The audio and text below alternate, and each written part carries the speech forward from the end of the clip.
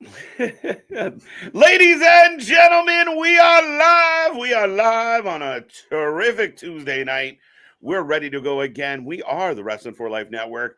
We have NXT tonight. We're going to get into all the action. A tag team title will be on the line, or both actually. But we're going to get into all of that here tonight. Me and that pretty face have all the action, all the reaction, and it does not stop. Folks, make sure you strap in, strap on, grab your snacks. Grab your feel good, click all those little buttons below, and do not go anywhere. It's going to be a fun one. Let's go.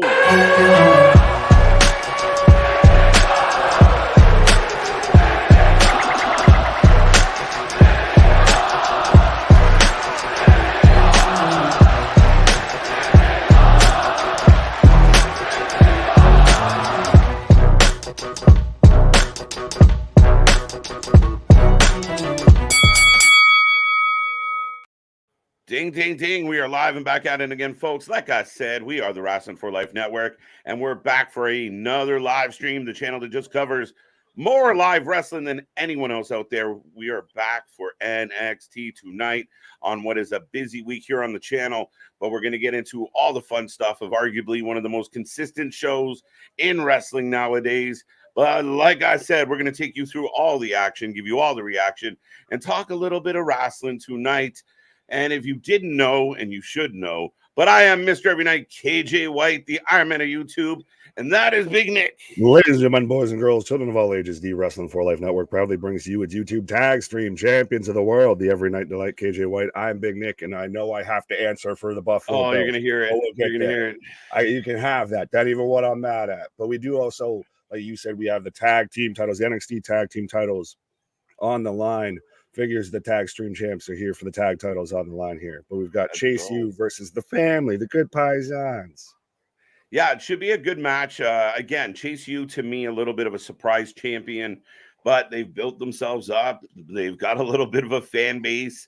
They even have a little fake section that they make for them. But yeah, the former champs in Tony and Stacks. We'll see what happens tonight, plus 2 Iron Survivor qualifiers. Qualifiers, yes. Well, I know normally we'd be talking too much, but let's get in the chat just because I like this comment. As going for the Paisan. So can we put Chase U under investigation like Michigan there? I think they were sign stealing on the tag team there. Well, the question is, what's in the envelope? What is it? What is Andre Chase hiding? What does Tony know that Andre Chase doesn't want us to know? We probably find out tonight. You are the father, maybe. Or could it be? Could they really do it to where they play it and make it like a Michigan thing? And just, well, this is going to get attention. I don't know if it'll go that far. If you're going to dance with the devil, you might as well lead. Right. But yeah, let's go Buffalo. Yeah, somebody's on my side. Damn it. After last night, it might be tough. Or at least it'd be tough to hold on to because that whole game was just fumblerooski. The bouncy ball. I kept calling it the bouncy ball. The bouncy ball's at it again. Hey, straight up though. James Cook, shout out to man real quick. I know we're already sidetracked here, but James Cook, the man fumbled the ball and caught it dribble in stride. Yeah, that man could have done a fucking crossover out there. AI'd somebody out there. This man reinvented the game. Right? He's like this man dribbling down the field. You've seen a stutter step. That man hit you with a crossover, that 2-piece with the soda on the side. What a funky game, man. It was a weird Monday night. I know we stuck around and talked about it quite a bit. I know we were taking wagers on how much furniture you were breaking into pieces. Yeah. Looking like the suspended. I don't need firewood this year. Gave you a like. Appreciate it, Ronnie. Good game last night, Big Nick. Whew. Now, I'll take it on the chin. I know. We'll get to the wrestling, but it had to be pretty heartbreaking of like he missed the kick. Wait, there's a flag on the field. Damn the fucking breaks, man, my guy. I mean, seriously, that whole game, like you said, literally, I took my pause because the first drive was a goddamn fumble. And I literally, on my pause, was just still yelling at my wife, the first play. That's all I could just keep repeating. What a heartbreaking night, but it was definitely entertaining. You're the man now, dog. Yeah, this man's out here quoting Finding Forrester. Is that because it's here? What's I in no way Googled that because you commented that earlier.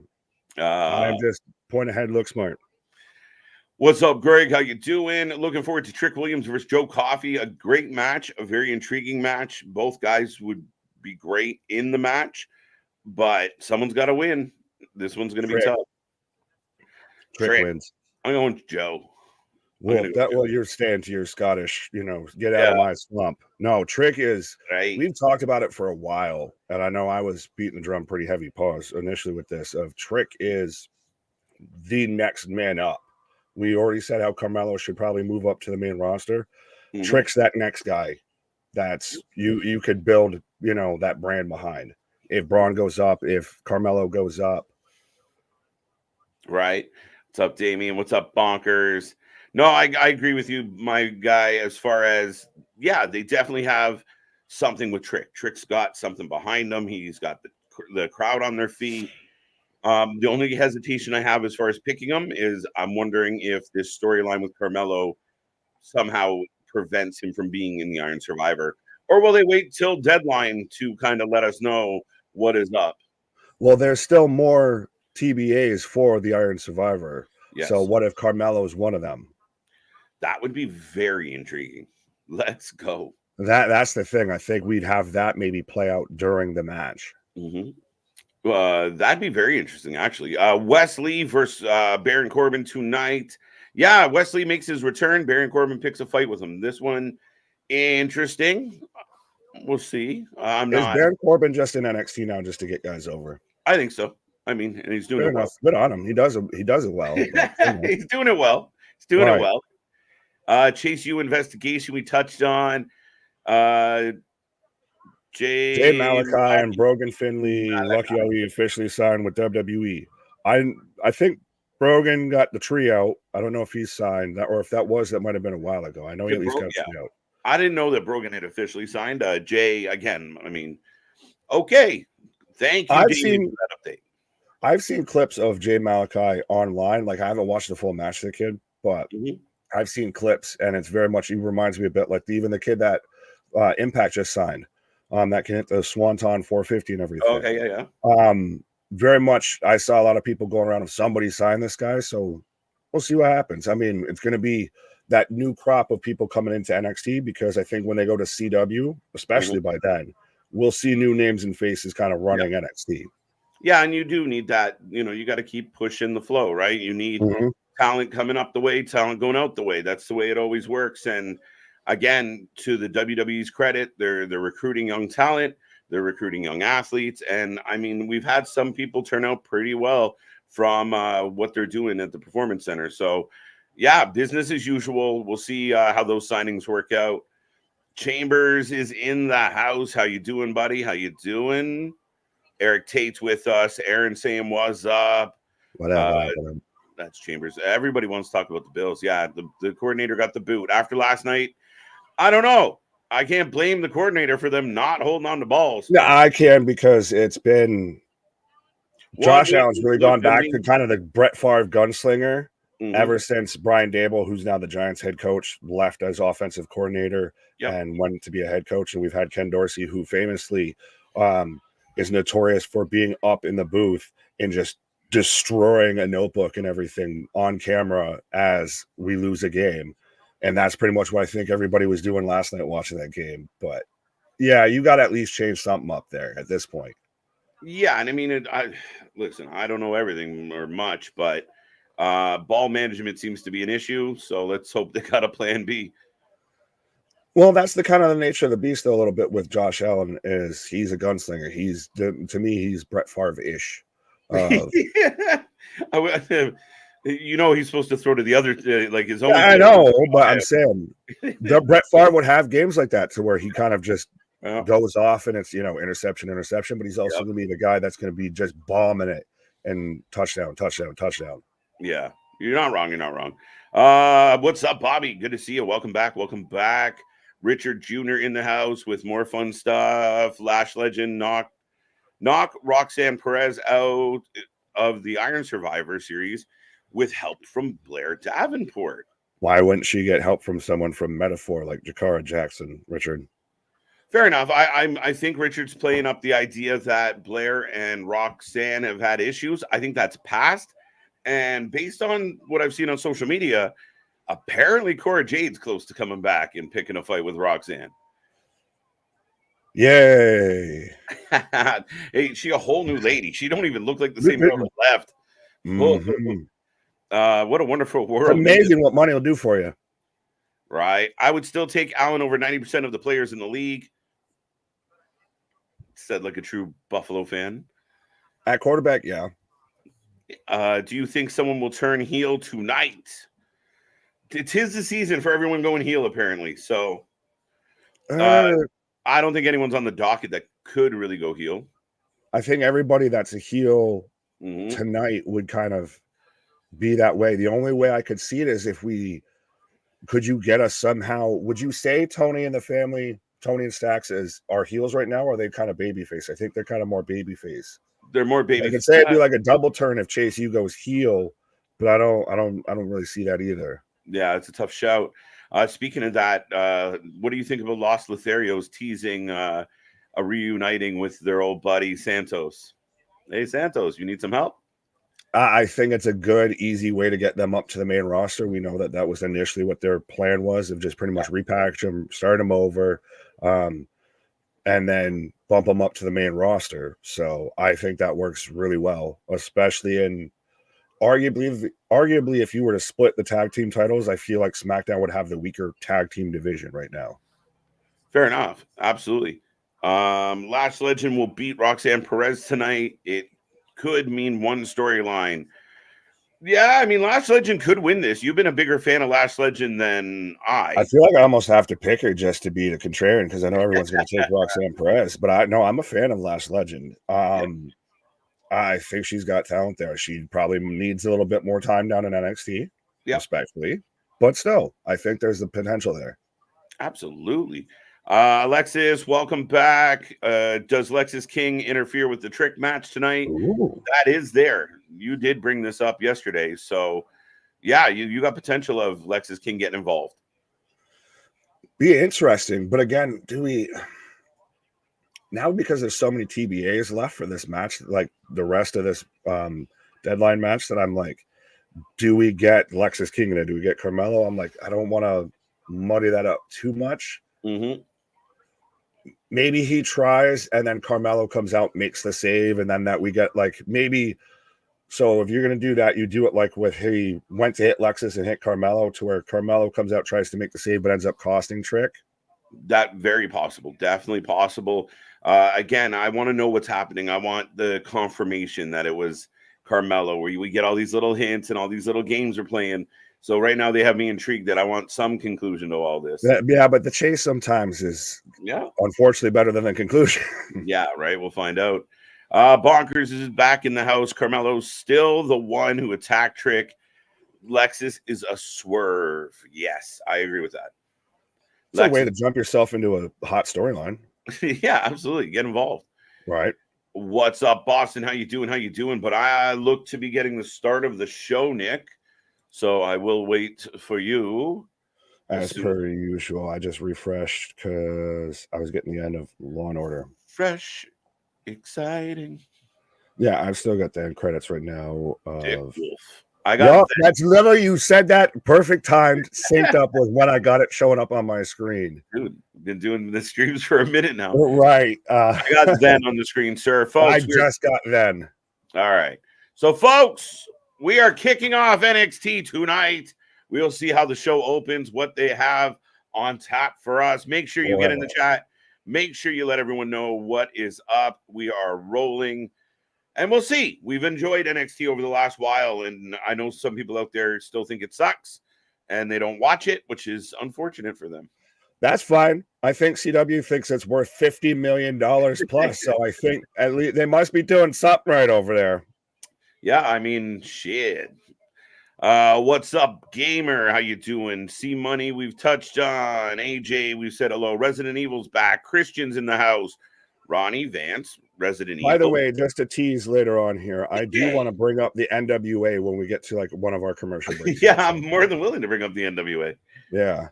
You saw my take on it. Right. But we got okay, there you go. The media interviewing Chase U. I need that baseball jersey there, my guy. It's a pretty that good black jersey. and red baseball jersey. That shit looks clean. You want to Chase U ball jersey? There you go. Santa is a coming. Why you gotta say that like all pausily? And we're starting with the tag titles. What?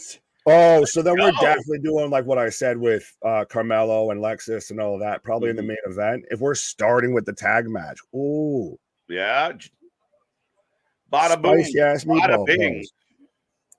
Man has the chain with the Italian chili pepper on the back of a tracksuit. This man is straight out of Gabagool.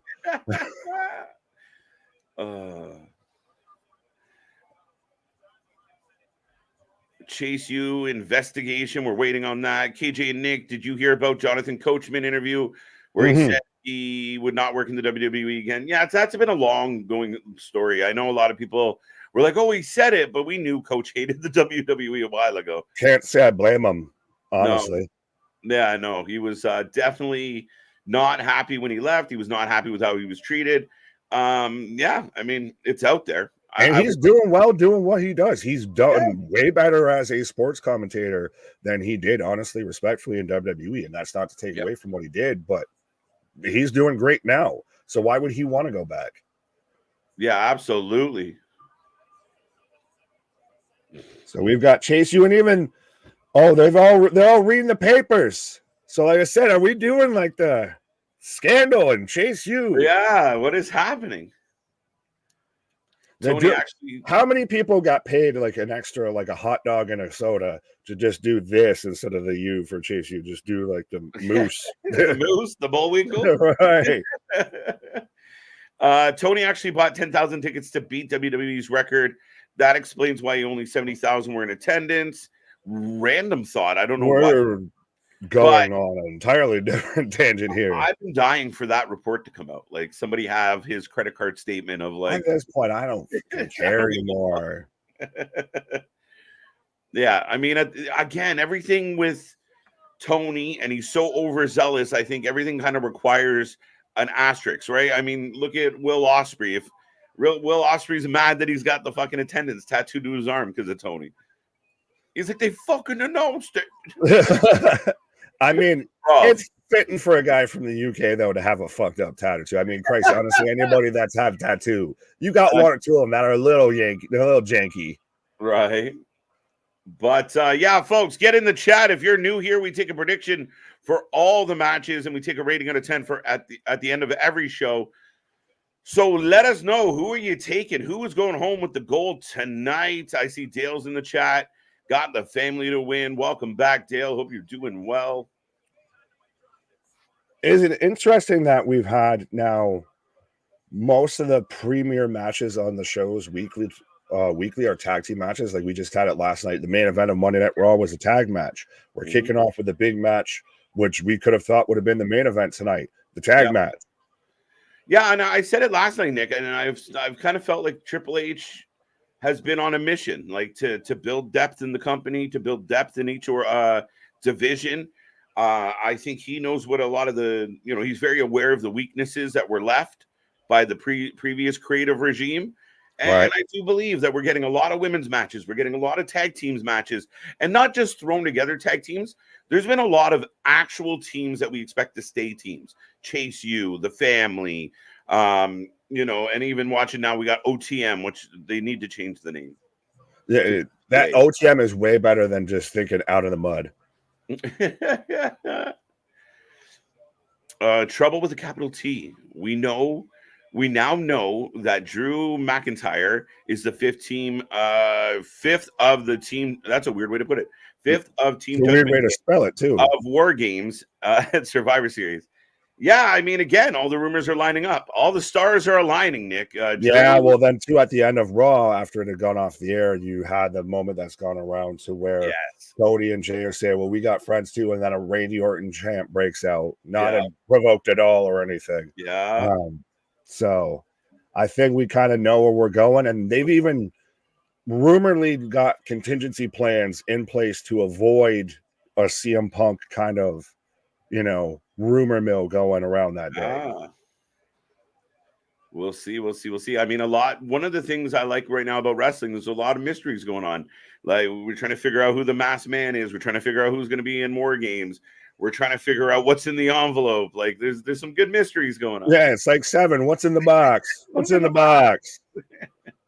Rebecca, I appreciate you. Just subbed to you 100%. Everybody be like Rebecca, 100%. We're climbing our way to 3K.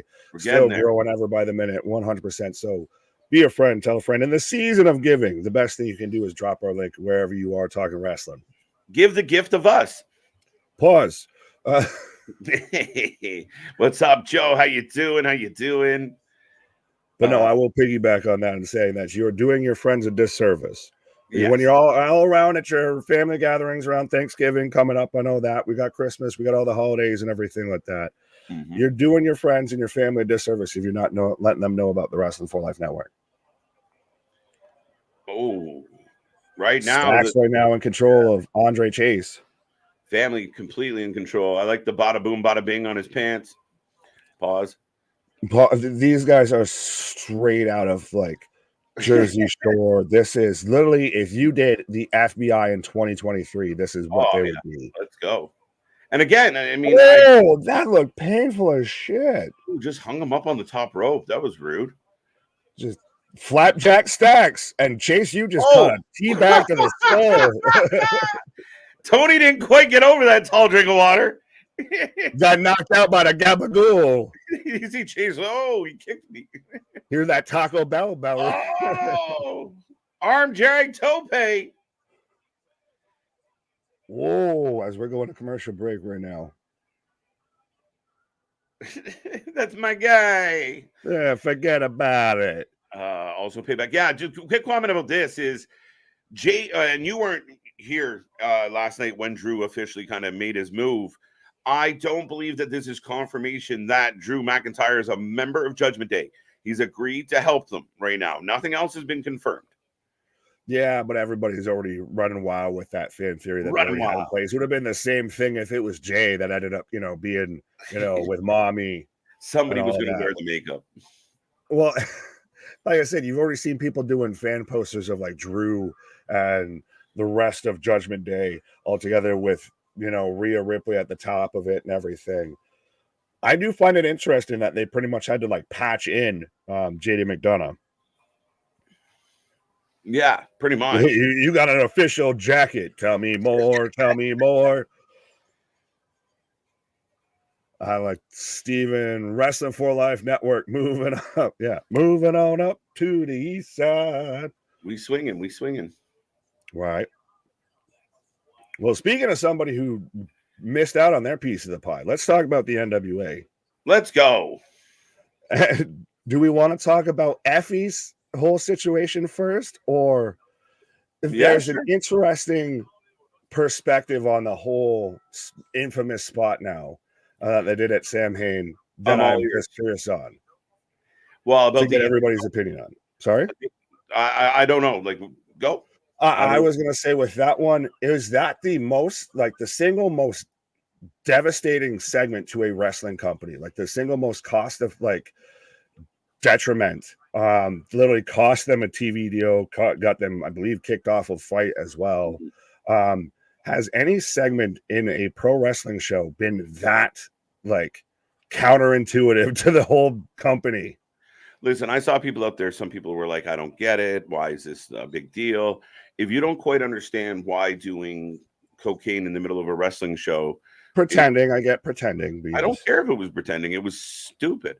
Yeah, I mean, at the end of the day, it was dumb. Internally, people have come out and said it was Billy. It was Billy's idea. Billy thought it was good. Billy was okay with it. And yeah, I mean, at the end of the day, I mean, I think it's there's multiple layers, as we like to say here, to this whole situation, Nick. You not only have there's reports of why did Billy go so public with it if you didn't have the fact that C-Dub was in a position to go, never mind, we'll go this way. That's surprising unto itself. A deal without a deal isn't a deal. Yeah, if you haven't signed, if you're not locked in, you're fucking swinging in the wind.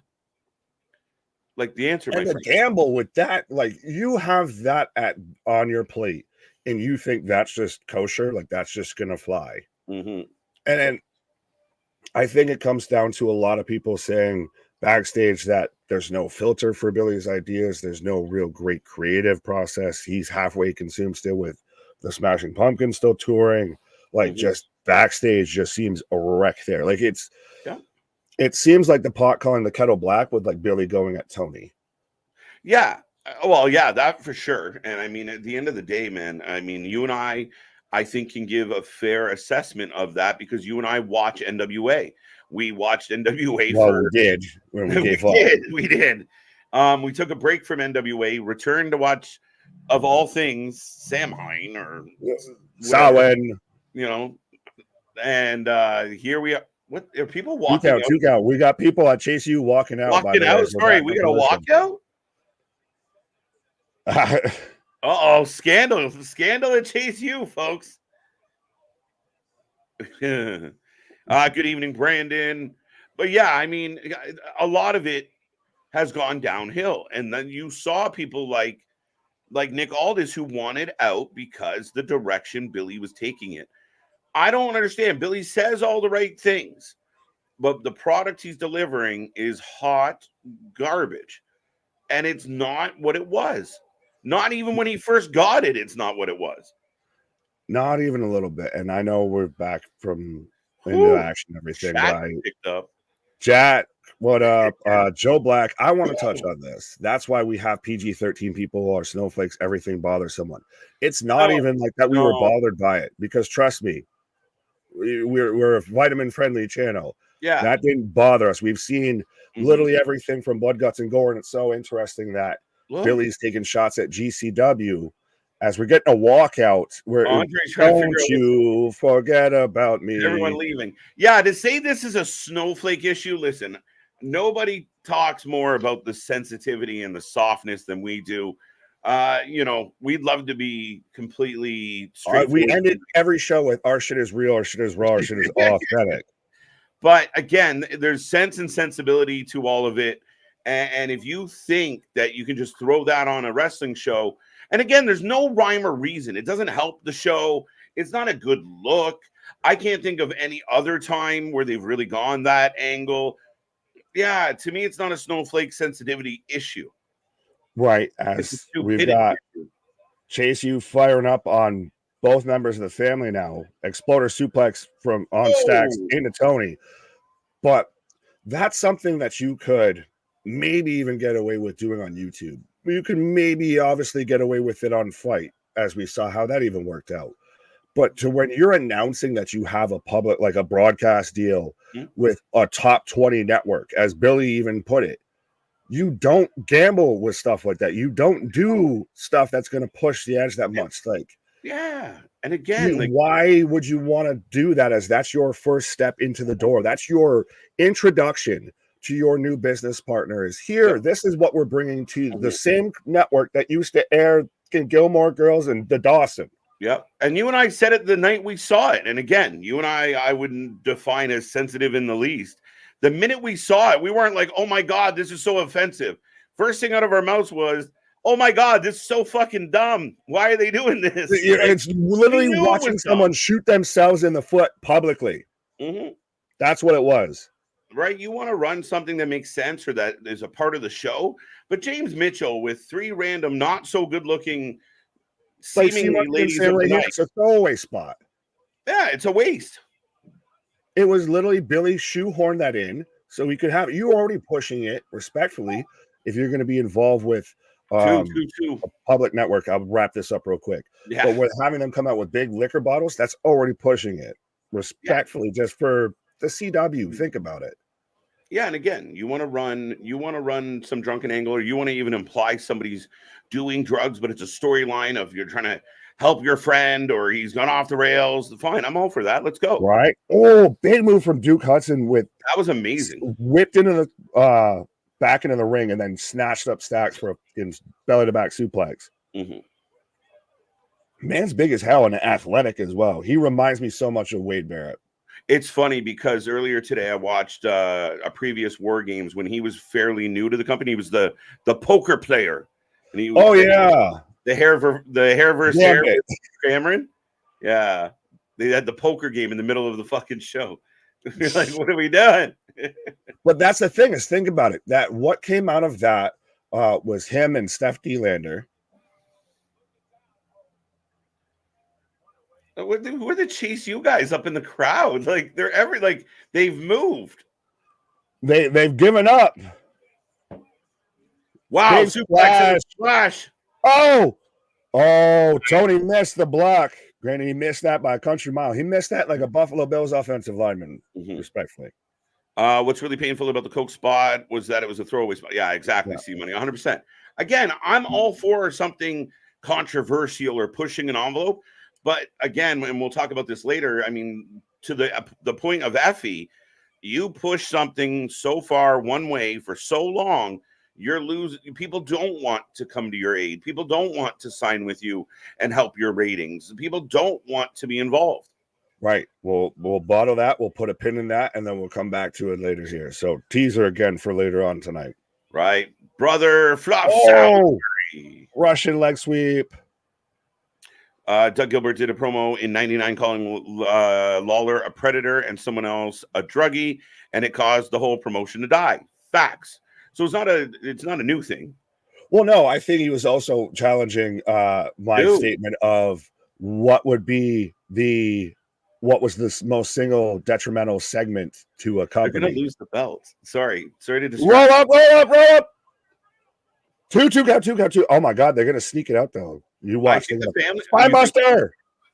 Nice Spinebuster too. Arn Anderson double. That's the Mama Luke Spinebuster. The Mama Luke. Bada bing, bada boom. That's a shit double tag team finish. It's over. The family win. Interesting though that they put the titles on Chase U just for a hop, skip, and a jump.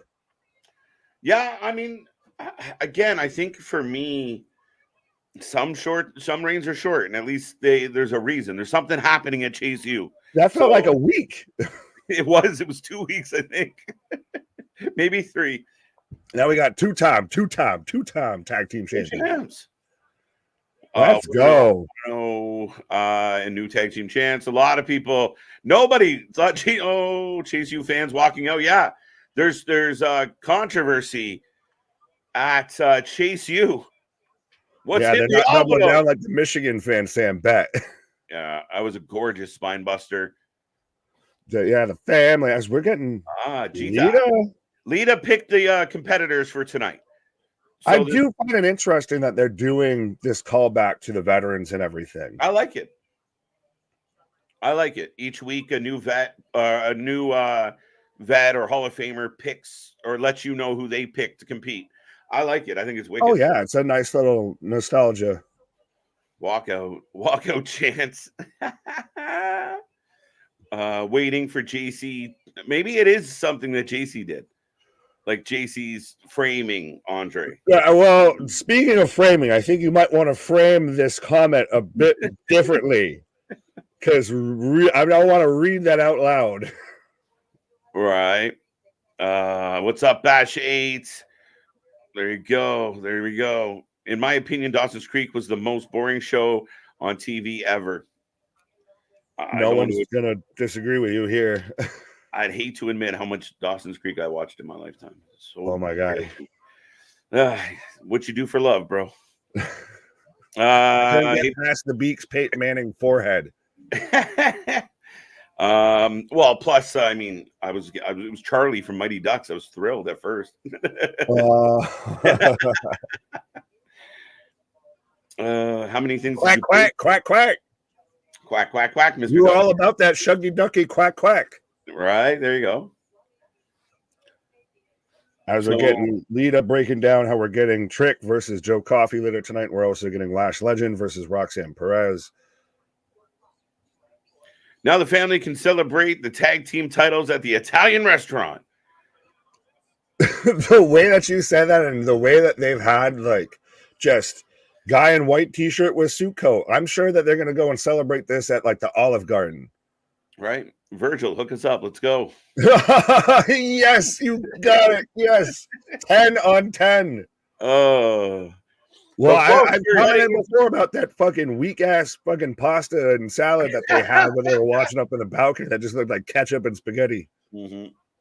So this week we're getting LA Knight versus Jimmy Uso. Yes. Well, this is going to be the week that we're getting an advertisement for SmackDown. This is going to be the week that they go head to head with AEW. And they got the ladies on the marquee as far as all five. Like, they're really selling us on look at Judgment Day, so Damage Control, and a nice end to that show. I'm really curious where this goes. Is it interesting that right now, if you probably thought about it, WWE has as many factions as AEW, but all of the factions seem to mean a lot more on WWE than they do on AEW, or at least be a bit more over. I think there's a more consistent presentation of factions in WWE. AEW, they're loosely affiliated. Like, a lot of them, like, you'll get a Brian Cage one night, and then on a Collision, you'll get the Gates of Agony, and then you don't really get that consistent, like, everyone's together all the time kind of idea, right? Fair enough. Yeah, just lacks consistency, which, I mean, shocker. Yeah. Again, Olive Garden, the fake Italian restaurant. Shocker. That was the joke. Right. Appreciate you. Do you guys have Eastside Marios? I have heard of it. Okay, is that a thing anywhere in the States?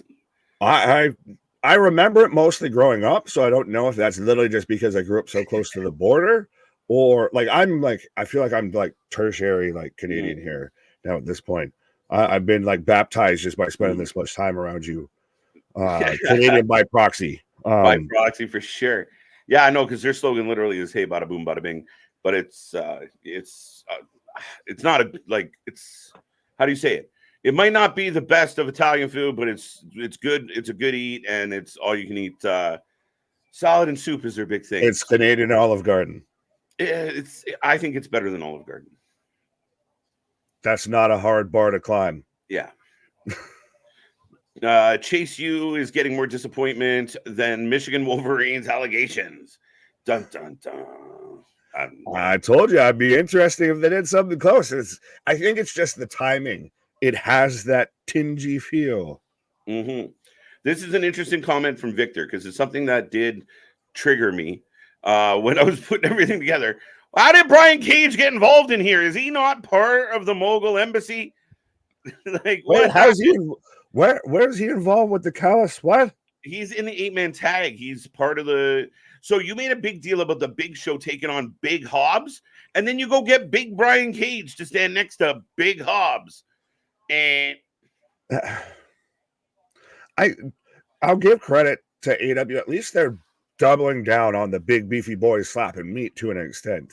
But when the Big Show, like I said, looks like he can barely get there and does not even look happy to be there, why do I need him in a match?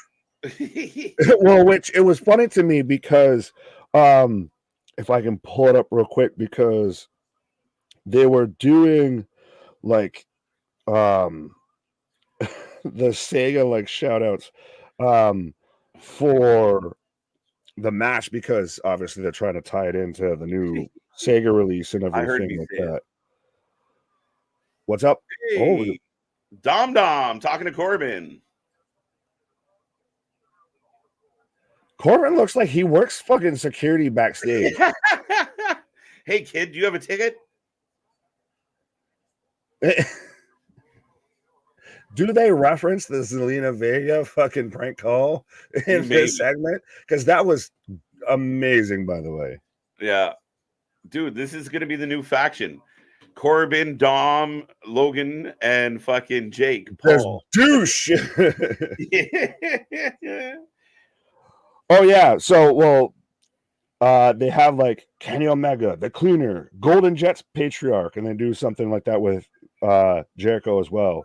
And they have one with Paul White, and it just says Massive Man. I'm like, that's the best you can come up with for the Big Show is Massive Man.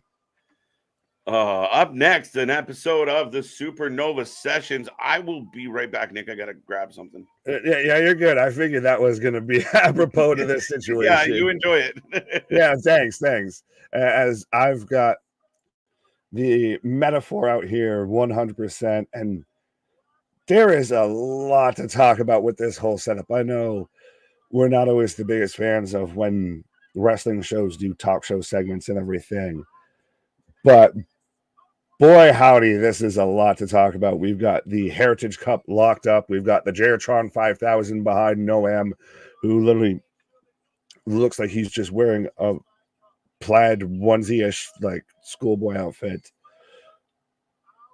This is just all sorts of bright colors. As we're getting the Alpha Academy coming out right now. So like I said, I think we're setting up to some sort of like faction v faction match between these two groups, and maybe this leans towards Alpha Academy spending a bit more time down in NXT, which, by the way, I love the continuing storyline of Otis is just like this ultimate Chris Farley character of literally just looks literally like the bastard child of Chris Farley, but still manages to just snag constantly the hottest dime piece in the room. Like Maxine's still on his arm. He was there with Mandy Rose. I love it. Gives hope for the big bearded guys. Pause for the cause. Yes, KJ, take one. Everybody shoosh. Yes, we've got. Is this the debut episode of the Supernova Sessions? I feel like it is. Wow, we got 3 talk shows on 3 brands: Raw, Miz TV, SmackDown, Wall of Respect, NXT. Yeah, you get your week. You get your brand exclusive talk show. As Chad Gable's admiring the Heritage Cup, by the way. Oh, Men in Giant Tights. What? I like the movie.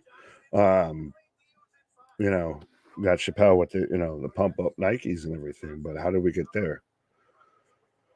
Who should challenge Noam Dar for the Heritage Cup?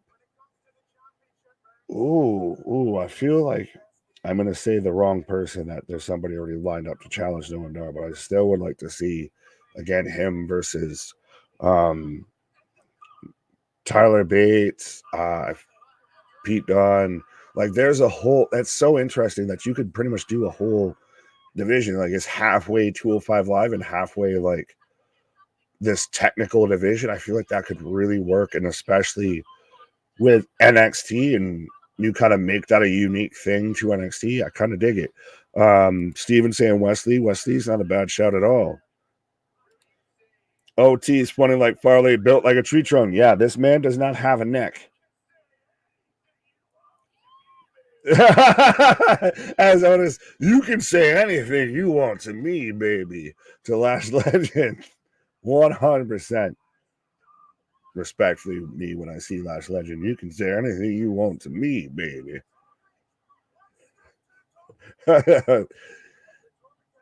Granted, this, to some people, I can see how this is really, you're going to call some other shows to call them out on their comedic stuff and everything. Meanwhile, NXT rolls something out like this, and it really kind of takes away to an extent from the show. It slows everything down. As we get a big old shoosh, but I think both these groups are over, especially with this crowd. And I think after such a big match, like kicking off with the tag title match, you need to give everybody a chance to kind of get their breath, take a fucking pause for the cause, like KJ here, collect themselves and get ready. So when we get the rest of the show here, everything's you pop the same way. Everything seems a bit fresher coming on the outside of this. Chris, what up? Damon Axiom. Oh my God, I forgot he was even on the goddamn roster. Where's Piff Cliff here? Cliff Stradamus out here to be, the number one supporter, the, founding member of the Axiom fan club here. It's been a hot minute, I feel like, since we've seen Axiom. I think I'm waiting for somebody to sit there and say it's going to be Reggie. Cedric's not a bad shout out. But would people be upset if Cedric started if he went down to NXT? That's the thing, is it's weird to see some people's reactions of when people go from the main roster and then end up on NXT. They, on one hand, always just view it as a demotion versus it's the chance to give them more reps. And, you know, sometimes you look at it in any sort of sport. Sometimes if somebody's in a funk, you need to give them a chance, you know, down there to where they can still just kind of work on shit. But I'm sorry, I'm all distracted by Otis is just thrusting right now. This is a big beefy boy just fucking glazed like a fucking Christmas ham. I feel. Pause. Sorry for that visual in your head. But I like the idea of guys that aren't used at the most on main roster. Granted, not saying Cedric shouldn't get a bigger run on the main roster, but if he comes down to NXT, refreshes himself for a little bit, kind of knocks the dust off or anything like that, reminds everybody who the hell he is, and then hops back up, fine with it. Oh, Gable with the headbutt to no M and just puts that man on Dream Street. Has 100% the Alpha Academy is just styling and profiling on metaphor right now. As we go to our third commercial break, so we'll remind everybody 100%. I know we've got plenty of chats, everything like that. We've had new subscribers, new faces, new names always showing up and everything like that. But we do have the super chats, the super stickers if you want to help support the channel or get your comment read. Make sure you stand out and you show up and show out because that's what the show is about. But 100%, be a friend, tell a friend, like, share, and subscribe. Appreciate everybody that's out here spending any bit of time with us. We've still constantly been growing by the minute, and it's nothing but appreciated. Absolutely. Every day now it's like coming on and like, you know, having a whole conversation with, you know, giant group chat of just everybody that's fucking watching wrestling. So appreciate it, my guys. And gals, I will say, just to be clarified, and gals. Roxanne will beat Lash. I feel so. Just getting freaky. Yeah, a little bit. Bash. It's funny that Lash Legend and Maxine are the tallest ones in the segment. Very true. Actually, honestly, very true. And I think that's also, though, a bit of why I think there's a good bit of potential with Lash Legend of she's, I don't want to say this and sound weird or anything like that, but she's athletic to the size of a smaller competitor and everything, but still has the size and everything. I would beg the question what Lash Legend size is next to Jade Cargill's. If any fact checker or anybody like that wants to let me know. But I think that's a good combination to have, as we've seen.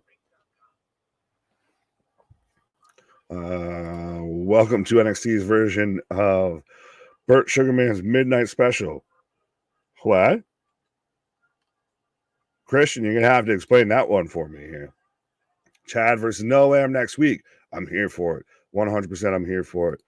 Jake, what up? Chris, what up? Otis with the TV 14 moment tonight. Yeah, well, he danced with that line here. He was out there doing something strange for a little piece of change. Speaking of doing something strange for a little piece of change. Oh, fair enough. I was going to say, speaking of a TV 14 moment. You have that. That ain't what I meant. But yeah, no, I mean, interesting little segment there. It was cute.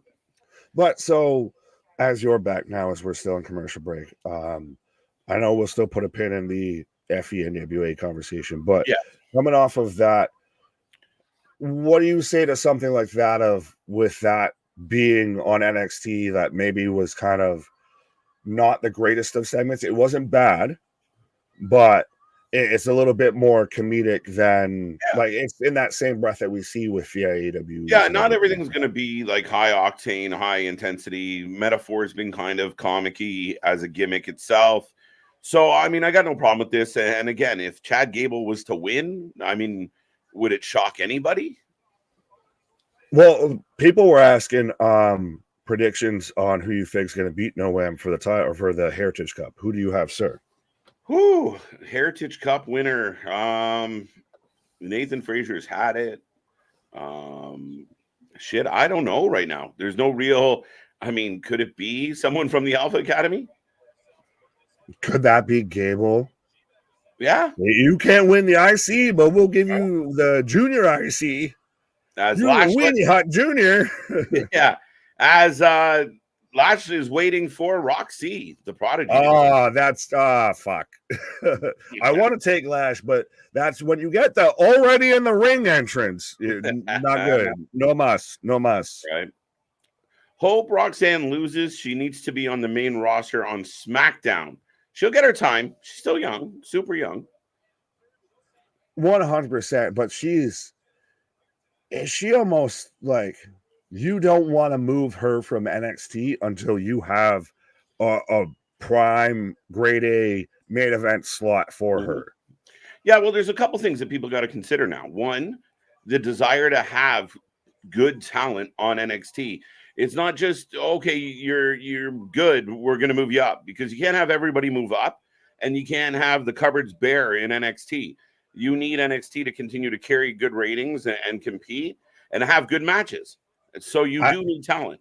But I would argue that the cupboards would be far from bare if a select few moved up and everything. Yeah. But also at the same time, like I said this a bit, I think you want to pause there of you could have that fluctuation of, say, even in Natalia or Cedric's, we kind of talked about a little bit and everything, of somebody like that who's maybe not doing the most on the main roster, slides down into NXT and kind of gives them that moment to refresh, because as much as NXT is the developmental, it also has established itself as a third brand. Yeah, and I mean, that's very valid to this whole scenario. And again, I think in the past, WWE's been criticized of bringing talent out of AEW or NXT that they're not ready for or they have no plans for. So I think there's got to be cohesion between Triple H and Shawn Michaels, and there's got to be a plan. All right. If there is a place that there would be more cohesion outside of you and I, it is Shawn Michaels and Triple H. Oh, so the ref's already throwing out metaphor. Is this where goddamn Richard's prediction about Blair Davenport pulls through? Sorry, say that again. Metaphor has been thrown out by ringside from ringside. They've been Adam Pierced. They've been 86th. But so I was saying, could this be Richard Jr.'s prediction about Blair Davenport being involved here come actually true, as much as we're like, this man's smoking the wrong opiums. Big elbow by Lash. Who are you picking in this one? Did you go Lash? I'll go Lash just for the sake of it. I'll go Rox. What I like is if you saw the crowd, they're just sitting down now, but there was a good chunk of them standing, clapping, chants for both women. The energy's good. We see a lot of women's matches across a lot of different companies, Nick. And what I like is the fans are into this. Well, Christ, one night of Halloween Havoc was damn near almost entirely a women's show. Yeah, it was all women and Brian Pillman. Right. It's all dudes in here. Can't be mad at the dude. Can't be mad at the dude. Right. But is it interesting, though, to you, like I kind of mentioned about this, too, of the size of Lash Legend, respectfully. This is, like you said with Elektra Lopez, this is a grown woman fighting a child right now. Yeah, no, she's a tall lady. Again, she kind of has those Jade vibes. I want to see her next to Jade. Yeah, well, and I mean, Jade, I think the next time we see her, it's going to be impactful because they've done that thing of they've teased her and now they've gone quiet. So, you know what that means. You put her and Jade together, you do a new baddies, and they're all the same height as Jade. There you go. I saw a question. Hope Roxanne loses, got that one. I want Otis to have interactions with Tiffany Stratton, like the storyline. The man can't have all of it. Has this thing called fan fiction, though. Yeah. Respectfully. You do you, boo-boo. What's up, But I don't think they're going to do that on TV. Dale 2.0's in the house. Eric Tate's in the house. NXT is not live next week, by the way, you fans and Mr. Nick. Really? It will be a taped episode of NXT as the crew is going home for Thanksgiving. 100%. Oh, trust me, I'm very much as a fat kid, and I like vitamins. So I am 100%. I have those 2 days off. 100%. I may come back here looking like Otis. Listen, I'm putting on the stretchy pants. It's my second Thanksgiving. I'm pretty thrilled. The Homer Simpson. Yeah, you can double dipper ass. You fucking George Costanza. You can double dipper. Right. That's it. I'm American by proxy. I think we call right. We've swapped spit enough. Pause. Oh wait, Jakara Jackson in the ring. Oh, it's Kiana James. It's not Blair. It's not Blair. It's not the Blair Witch Project. It's the fucking Bar Rescue Project. Nick, I know you and I have talked about Kiana James, man, but I do think this woman, like, she gives me kind of Ivory vibes, like, you know, Victoria vibes, heelish, strong. She's got upside, but let's there you go. Let's go. Into that shit. Validated. 100%. Everybody, and you can go back to when I like started on the channel and everything of being a fan of Lash Legend. And this woman just picked up a win over a former NXT Women's Champion, Roxanne Perez, 100%. Yeah. Let's go. So interesting. Now, I do wonder if there's going to be a last chance qualifying match, fatal four-way or something. Yeah, probably. But God damn it. Again. God damn it. That'll be the last one. But still, Roxanne could move up. Yeah. But then does she get lost in the shuffle? Well, now she has issues with Kiana. And that should be fun to watch. Yeah. This I know what you said about you see Ivory and you see all of this. I see JC Penney's. I see Sears. I see. Really? I don't get it. I don't respectfully. I'm trying to be respectful. And you're trying to make me not respectful. Well, look at this motley crew. There's Axiom.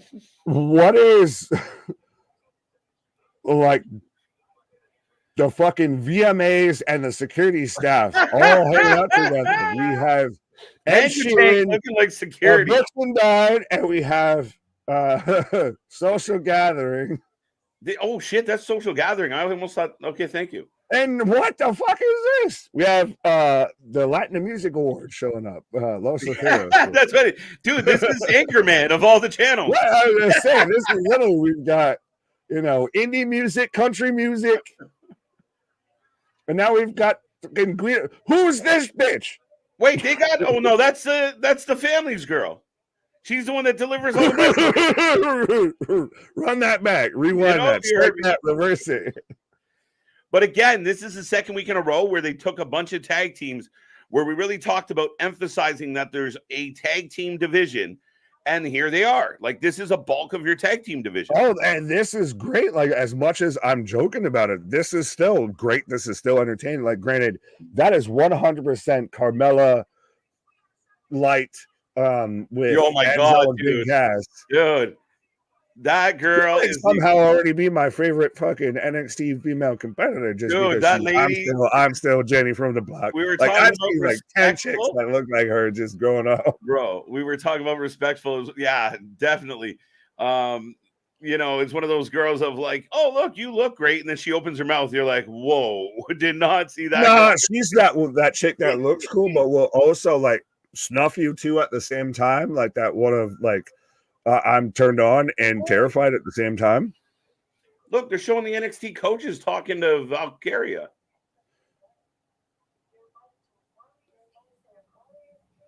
Why is her phone connected to the monitor? So, oh no, you never like fucking jump that like you're watching YouTube and you pull it up on like your smart TV or anything like that. That's what she's doing. Right. But anyway, that was that like NXT UK coaches? Because like that all very much like had like you know, her in her corner coaches. Like this is like MMA corner shit. Yeah, Robbie's definitely British. I'm not quite sure who the second guy was, but I don't even know who the first guy you just said was. Yeah, yeah, no, he's been there for a hot minute. Who? You said his name, and then now I'm questioning you on what his name is, and you're like, what? I'm trying to confirm his name now. Yeah, I accidentally caught you slipping. I want to confirm it. I don't want to misspeak. It's No, not you're Matt. fine. It's not Matt Bloom. Oh no, 100%. Anyone could recognize fucking. It wasn't Norman Smiley. No wiggle. Anyone could recognize Albert from a mile away. Speaking of Latin who's, excited for the Latin Grammys live from Spain this Thursday. I did not know I backslid into that. The new D'Angelo family member is great. It's so funny because I have a fucking sub shop that's like in a New England thing that's D'Angelo. So I'm like, every time I hear it that way, I'm like, I can go get a sandwich. Right. I thought Angel Garza had potential to be a really good mid-card heel. I think they work better as a tag team. They really do. Who? Los Lotharios.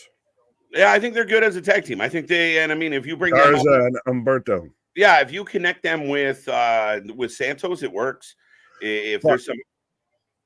No, I was just going to say Keyshawn was mentioning about how Garza just as himself, as kind of like that mini Eddie. Yeah, they tried that. I mean, I'm okay with them being a tag team because I don't see either one of them really pushing, up the charts, being an IC champ or anything like that anytime soon. Right. Let them get their feet wet. See, everybody, who's that lady? Who's that lady? Yo, somebody out there's got to be a fact checker and let us know. I'm still Jenny from the blog. Since you guys are talking about Jennifer Lopez on a scale of 1 to 10, how respectfully. Yeah, no, one of the best ever. If you look up aging like fine wine in the dictionary, you see a picture of Jennifer Lopez. Yep. I went to her 50th birthday tour, and it's hard to believe she's 50. I was going to say, and that was in 1990. I don't know. I was just fucking bullshitting. Don't question me on that. I was joking. One thing that did get brought up, Nick, was a couple things that came out of last night's programming, both from Michael Cole. One was the fact that he took a shot at AEW, and a lot of people are talking about it. Oh, really? And the quote was this: Cody wrestled his first match back on SmackDown in the Capital One Arena. He did some other stuff in this building as well. So people took that as a shot at AEW. We want to talk about sensitive tissue paper ass shit. That's 100% what that is. Yeah. The other thing that came up was the fact that when doing a call out for Barmageddon, there was some upset people. Then Nikki Bella was ignored. Shucks. Shucky ducky quack quack. Who gives a fuck? Well, there was the whole thing to where they were surprised that WWE just didn't let them have their names. It's like, your husband didn't get his name, so why the fuck would you? Yeah, we're gonna give up. And he did way more for the company than you ever could have. Right. Lash legend isn't as bad as I heard she was. What in the name of backhanded compliments was that? Yeah, holy shit.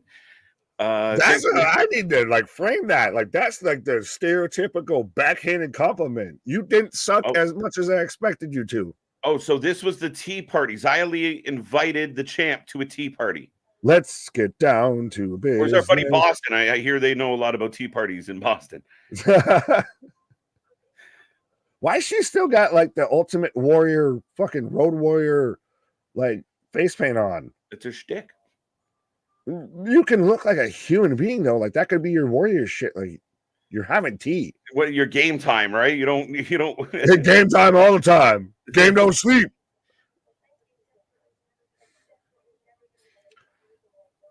All right. Steven saying it's gonna be poison tea. Shit, either that or bounce chicken wow wow. No, she's gonna mist her with it. Have you seen the thing that's been going around of since Muda's retired? He's found a small child out in the woods and he's misting it, baby birding it and everything. Yeah. It's so ridiculous. And it's one of those at times, that's the great thing of pro wrestling at times. Oh, they can just be so fucking stupid. And you're like, you didn't have that. Not even what I'm mad at. But at least they're putting, again, I think that's somewhat of the knock of like AEW using the mist of anybody can have the mist, where at least like with Muda, it was the legend, right? It was passed down. It was like an art. It was, you had to be think of the mist, you think of Muda, and to me, I think of Tajiri. Yeah. Which, by the way, to me, top 10 underrated pro wrestlers of all time is Tajiri. The fucking Tarantula, the Mist, the Japanese buzzsaw, everything he did with fucking William Regal, by the way. Fantastic. Him and Regal were great. Him, Regal, and then like Tajiri, Tori Wilson. Let's go. I'm having a little trouble getting back into NXT after a lot of main people left that I liked. Hasn't been the same without a lot of the former indie people they had. Yeah, I mean, so then just watch AEW. They're over there. They're over there. They're over there.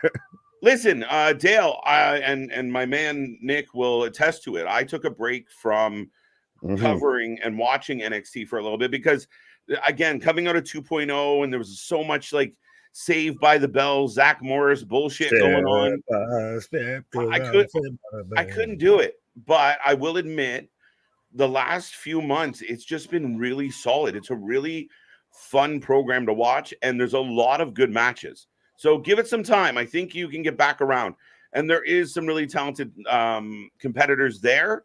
And in addition to that, I think they're doing a good job of spotting in some main roster guys and girls. 100% the 2.0 era, it was the best of times. It was the worst of times.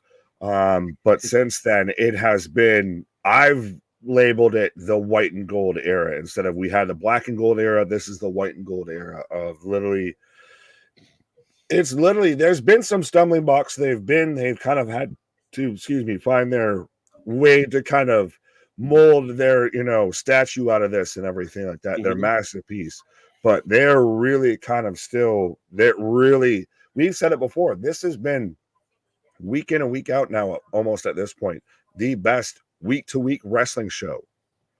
Yeah. On TV. I mean, as of late, it's been very consistent. And again, you do have to absorb some nonsense. Like this deleted scene from Mortal Kombat. Yeah. Crouching Tiger, hidden NXT here. Crouching Tiger, who gives a fucka? This is literally like, is she going to team with your girl there, Petrovich there, who's doing the Kill Bill shtick and everything with the samurai sword? We're just gonna get Quentin Tarantino doing an episode of NXT. Crick and Mello. No, you can. Is it so weird? I guess because we watch this every week, like you can almost see the tension. No, I mean it's not weird. I think it's good on there. It's good creative. It's good delivery. It's good acting. It's good on the talent that you can really convey. Granted, again, we watch it every week, but you can convey tension just on camera. Like you don't have to say anything and you get the vibe.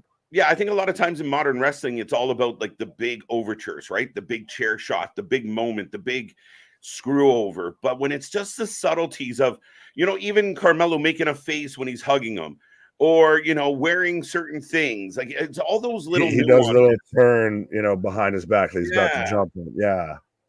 Hey Nick, what's the Buffalo Bills' favorite tea? Well, it ain't victory. Mother, I hate you, and I hate you, Dobson, too. I thought you were on my side, and you just stabbed me in the back, you fucking traitor. You set this man, penalty. Penalty. See, you should have never clicked on that one because your joke fucking sold it right there. I was already like, I thought he was your I hadn't seen it. Yeah. There you go. You fucking hit that out of the park. He hit that, ground rule double. How come WWE stopped having PLEs on Sundays, Eric? I do believe that's just the feel in modern wrestling that's you're looking at Saturday night as a better night. AEW, the next 2 pay-per-views are on Saturdays, guys. Thank you. I think 100%. I don't want to say it's buy rate because at this point you don't exactly even have a buy rate. Yeah. It's the viewership. You get a better retention of respectfully. I mean, let's be honest. Most wrestling fans have a job the next day. We're not staying up till midnight to watch pro wrestling, and then having to call out of work the next day, or like is planning my days off around pay-per-view schedules. So running on a Saturday 100% works way better, and you don't compete with Sunday Night Football. Yep. That's the other part of it, right? Sunday Night Football's so big. Robbie Brookside. Thank you, Scott. Thank you. Robbie Brookside was one of the two coaches. I couldn't remember his last name, but a guy with a long history in wrestling, kind of a British legend, I'd say, a little bit. But he's been helping with the NXT going back, like easily 8 years. Fair enough. This is where I say, as someone who's been like a fan of British wrestling, and you said that name, and just I looked like that chick with like all the equations running through behind her of like, who? Right. Thank you, Scotty. It was bothering me. I couldn't figure it out. Oh, see, money. If that happens, well, I don't even want to talk about if we'd be able to attend or anything. I don't want to put that on us right now. But if that happens, we might have to do a little Wrestling for Life meetup in Philly for WrestleMania 40. If that happens in any capacity, if any of y'all end up at any show together, and Christ, if you go to a show, bring a sign, bring some merch, everything like that, 100%. Send us your pictures of you repping us or anything like that. Good show, 100%. We'll blast that shit wherever. You bring a sign calling out the channel to a wrestling show, we'll send you a t-shirt. We used to sit there for a while of like, if you could find, I guess, you, I, or CJ's doppelganger in the audience, you want a fucking shirt from CJ, by the way. Yeah, right. No, he's still CJ. It's still on his tab, by the way. We're just gonna run that shit up. I bet in the T segment they're going to talk about the Cincinnati Bengals and the Buffalo Bills got upsetted. You broke it in. I'm sorry, I broke it in your toy. Hey guys, one of the coaches by Lyra on the left is British wrestler Robbie Brookside. Thank you, Chambers. The Warrior Tea Ceremony. Yes, Nick, you can. Directed by Kenny. Fuck you. Yeah, Nick and I couldn't agree more about Tajiri. Well, Nick. Yes. There you go. All right, folks, we are in a commercial break. Nick's taking a pause for the cause.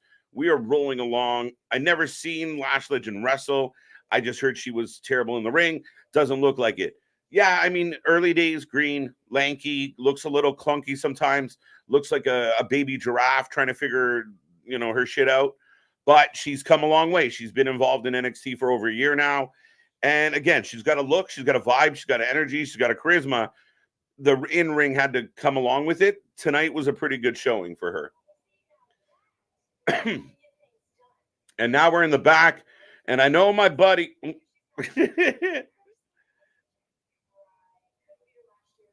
I know my buddy isn't the biggest fan, but it looks like Kiana is arguing with Gigi. I now have the thing that before I didn't have access to and everything. But no, I was just going to say this real quick just because you were talking about... Santino's daughter looking fine. Why wasn't she with the family? Fuck is we doing here? Right? Gigi. Straight out of the 1990s with the bucket hat. You gotta find a way to make Gigi relevant, man. It feels too easy not to. They fumbled the bag 100%. They chose, like I said it before, and I'll still stand by this. Marty Jannetty super kicked Shawn Michaels in that whole breakup. Yeah. But no, I was, because you were talking about Lash Legend being green, and I was just going to throw in a joke that I had heard before and everything, that she's as green as a pool table and twice as square. That's all I was going to say. Okay, thank you for coming back to share that little tidbit. We got Braun Breaker, the best spear in the business, according to his, what used to be his t-shirt. Yes, I definitely remember when Jericho peed in the tea. Keisha, so credit. What do you think about TK is going to sign Eva Marie, KJ, and Nick? Let him. Let him. I don't know how she helps. I don't know what she can and can't do. Maybe he knows something we don't. But at the end of the day, Again, is it a big deal that he signed her? Nah, I think you just picked up somebody with name value. You're going to utilize her the way you're utilizing CJ Perry. I have no idea, but it could be, and it might not be a big positive for AEW to sign Eva Marie. I don't see the overall benefit of it, other than for a little bit, there will be some buzz of, oh my God, can you believe it? For better or for worse. They got to just stop signing ex-WWE talent. They got to start signing good talent out there. There's better talent than Eva Marie. And they got to stop making it about, oh, well, you used to be in WWE. Work on your own talent. You are struggling to find good TV time for a large part of your roster. Use them.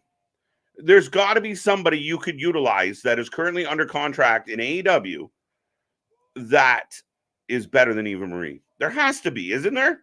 Am I crazy? All right, here comes Trick with Carmelo, who's going to be in Trick's corner, apparently. WWE took one shot at AEW and people get mad. What about the million? It's not even a good shot, It was like a glancing blow. They referred to AEW as stuff. Yeah, I mean, again, it's a little passe, a little, brush. I don't think people are genuinely mad at it. People just like stirring up news. But yeah, why not, right? What's good for the goose is good for the gander. I have no problem with companies taking shots at each other. If you can do it in a smart way, a tasteful way, and make it make sense, I'm all for it. I want war. I want to watch it all burn. Let's go. But I got Joe Coffey in the ring, and I got Trick Williams lining up against him.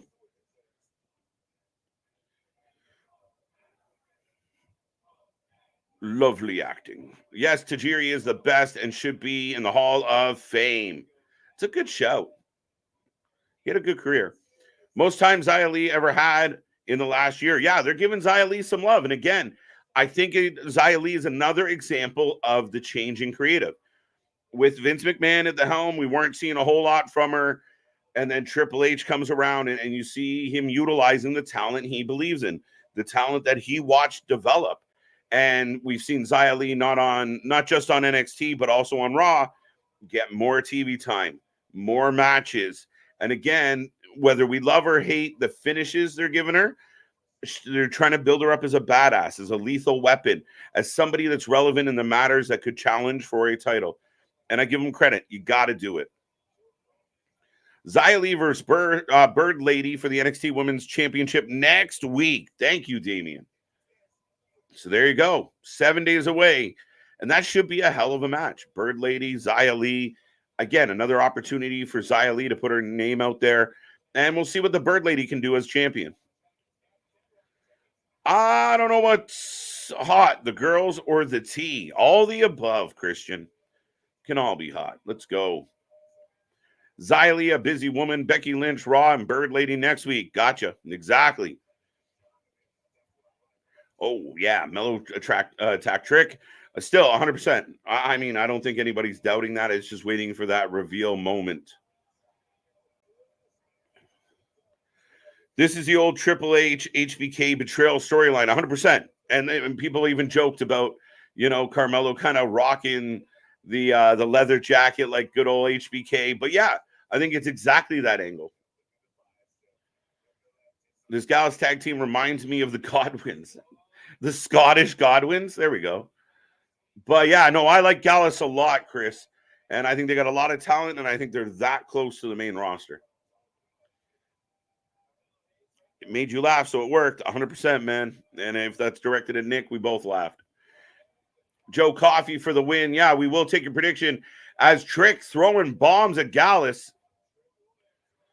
AEW majority of their pay-per-views have been on Saturdays since the beginning. Oh, Mr. G, I would disagree with that, sir. Myself and Big Nick have watched a lot of Sunday nights here. And as much as I know Nick starts work earlier than I do because he's not a fan of those late Sunday nights. We've watched a lot of Sundays. So I don't think it's been a consistent Saturday thing. Especially, you got to think they've been running Collision. We haven't got it very many Sundays. They might have done a few Saturdays in the beginning, but I wouldn't say it's something that's been consistent with AEW. It's been more Sundays than Saturdays. I can almost guarantee that. Did you guys see the Iron Claw trailer? Yes, I can't wait to see the movie. We talked about it last night. I think it's been great. I'm a big fan of what they've done, how they've set it up, how it looks, and I'm excited. I mean, you got mainstream. It's not just a C level straight to DVD. I know, I'm old, but like straight to Netflix movie. It's a legitimate movie, and I'm excited. I really am. Trick for the dub, unless someone screws him. I think Trick's going to lose. I think Carmelo's going to accidentally, wink, wink, screw him. Joe Coffey's my pick. I'm with you, Christian. That honestly was probably the best segment I've seen in my life. I'm not sure which one. Are we talking about the T? What's up, Ronnie? What's up? What's up? What's up? Lash, oh, there you go. Larry's a fan. Well, I like to hear that. I have a problem with Roxy. She's so small. That's when she's getting pinned. You can't see her. Eric Douglas, she is small. I think it plays well for the underdog kind of baby face vibe. She is definitely small. There's no two ways about it. So she's got to make up with being undersized with her ability. Again, I think under the watchful eye of a Shawn Michaels, if anybody knows how to be the small guy in the room, I think Shawn does. So it's not a bad take, but yeah, kind of funny. I can't see her. Where'd she go? Whoop that trick. Yeah, the whole building singing whoop that trick. Right now, as we head back into commercial break, I'm getting a commercial for Napoleon. Rather have Paige Van Zant wrestle than Eva Marie. I would love to have Paige Van Zant wrestle. I don't know what happened to Paige Van Zant wrestling. Once upon a time, it was a big deal that she was going to be involved with AEW, and then it just never came to be, and now she's got a gig that seems to be working out very well for her. Dijak will be begging for retribution. What a killer line. I miss that. I miss that, C-Money, but I like that. Eva Marie is one exception that only has looks, no wrestling skill whatsoever. Listen, I saw videos of Eva Marie training. I know what you guys were thinking I was going to say. Of training, with Brian Kendrick, trying to figure her shit out. Again, I think what burned Eva Marie was her attitude, her personality. And again, I think sometimes wrestling fans can be a little territorial in the sense of we want the wrestlers who love wrestling. She clearly was just using wrestling as a stopover. And not that other wrestlers aren't doing that, but to be public and kind of laissez-faire about your wrestling attributions, again, it just soured everybody on her. She doesn't have the greatest of personalities. You can't give her a microphone.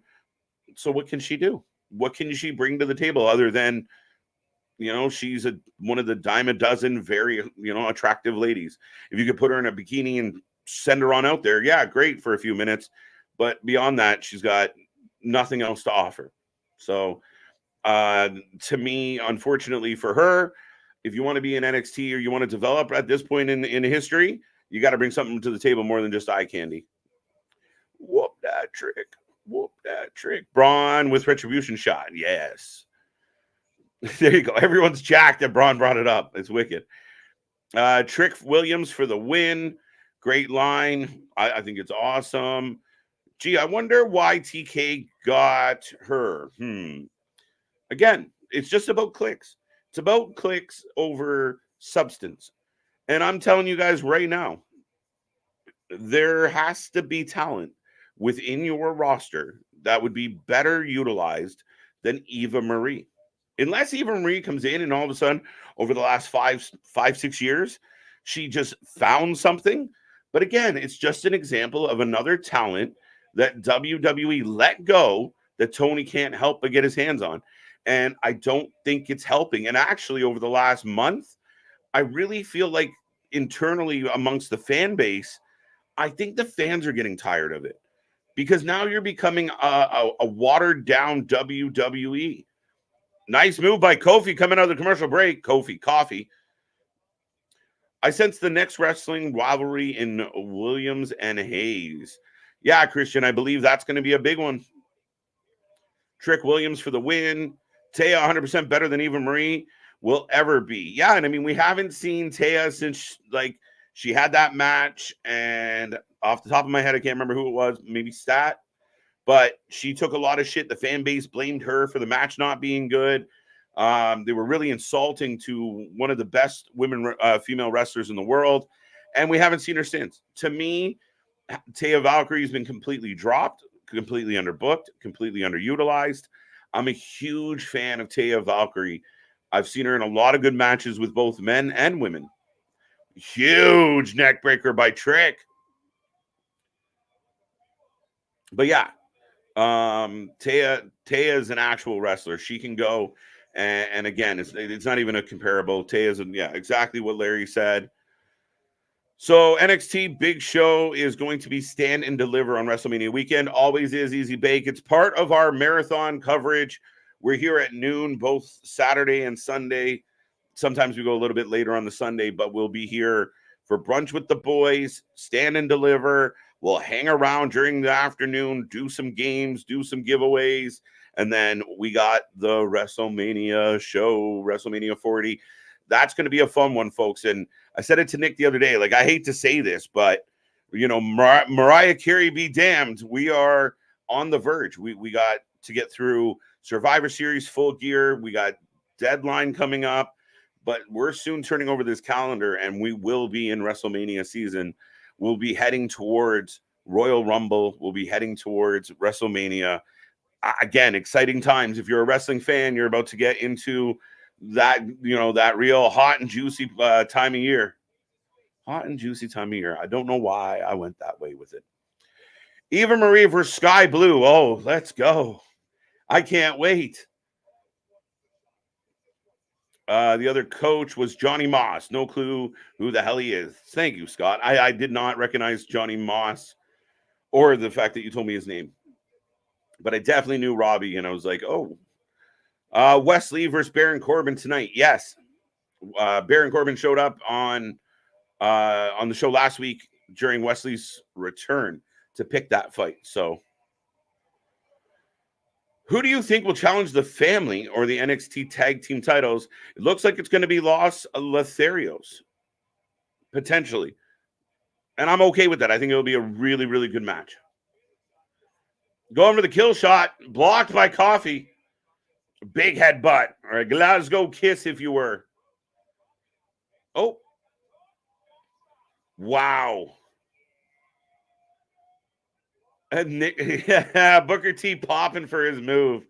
As we all know why. Coffee with caffeine for the win. Oh. Carmelo trying to pull. Yeah, there it goes. Oh, there you go. So Carmelo.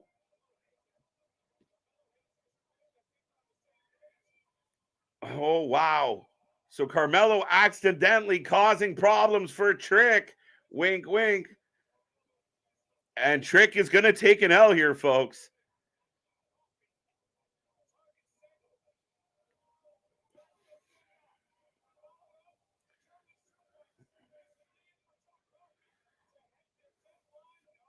Mm-hmm.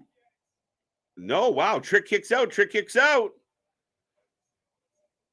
Snatch Ava up as a valet, an A-level valet. She could, maybe. Wow. Wow, Trick saves it, comes back and wins. Big win for Trick. Even though Carmelo almost cost it. Whoop that Trick.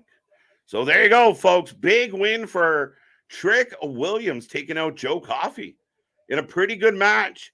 And again, still playing with Carmelo. What's up with Carmelo?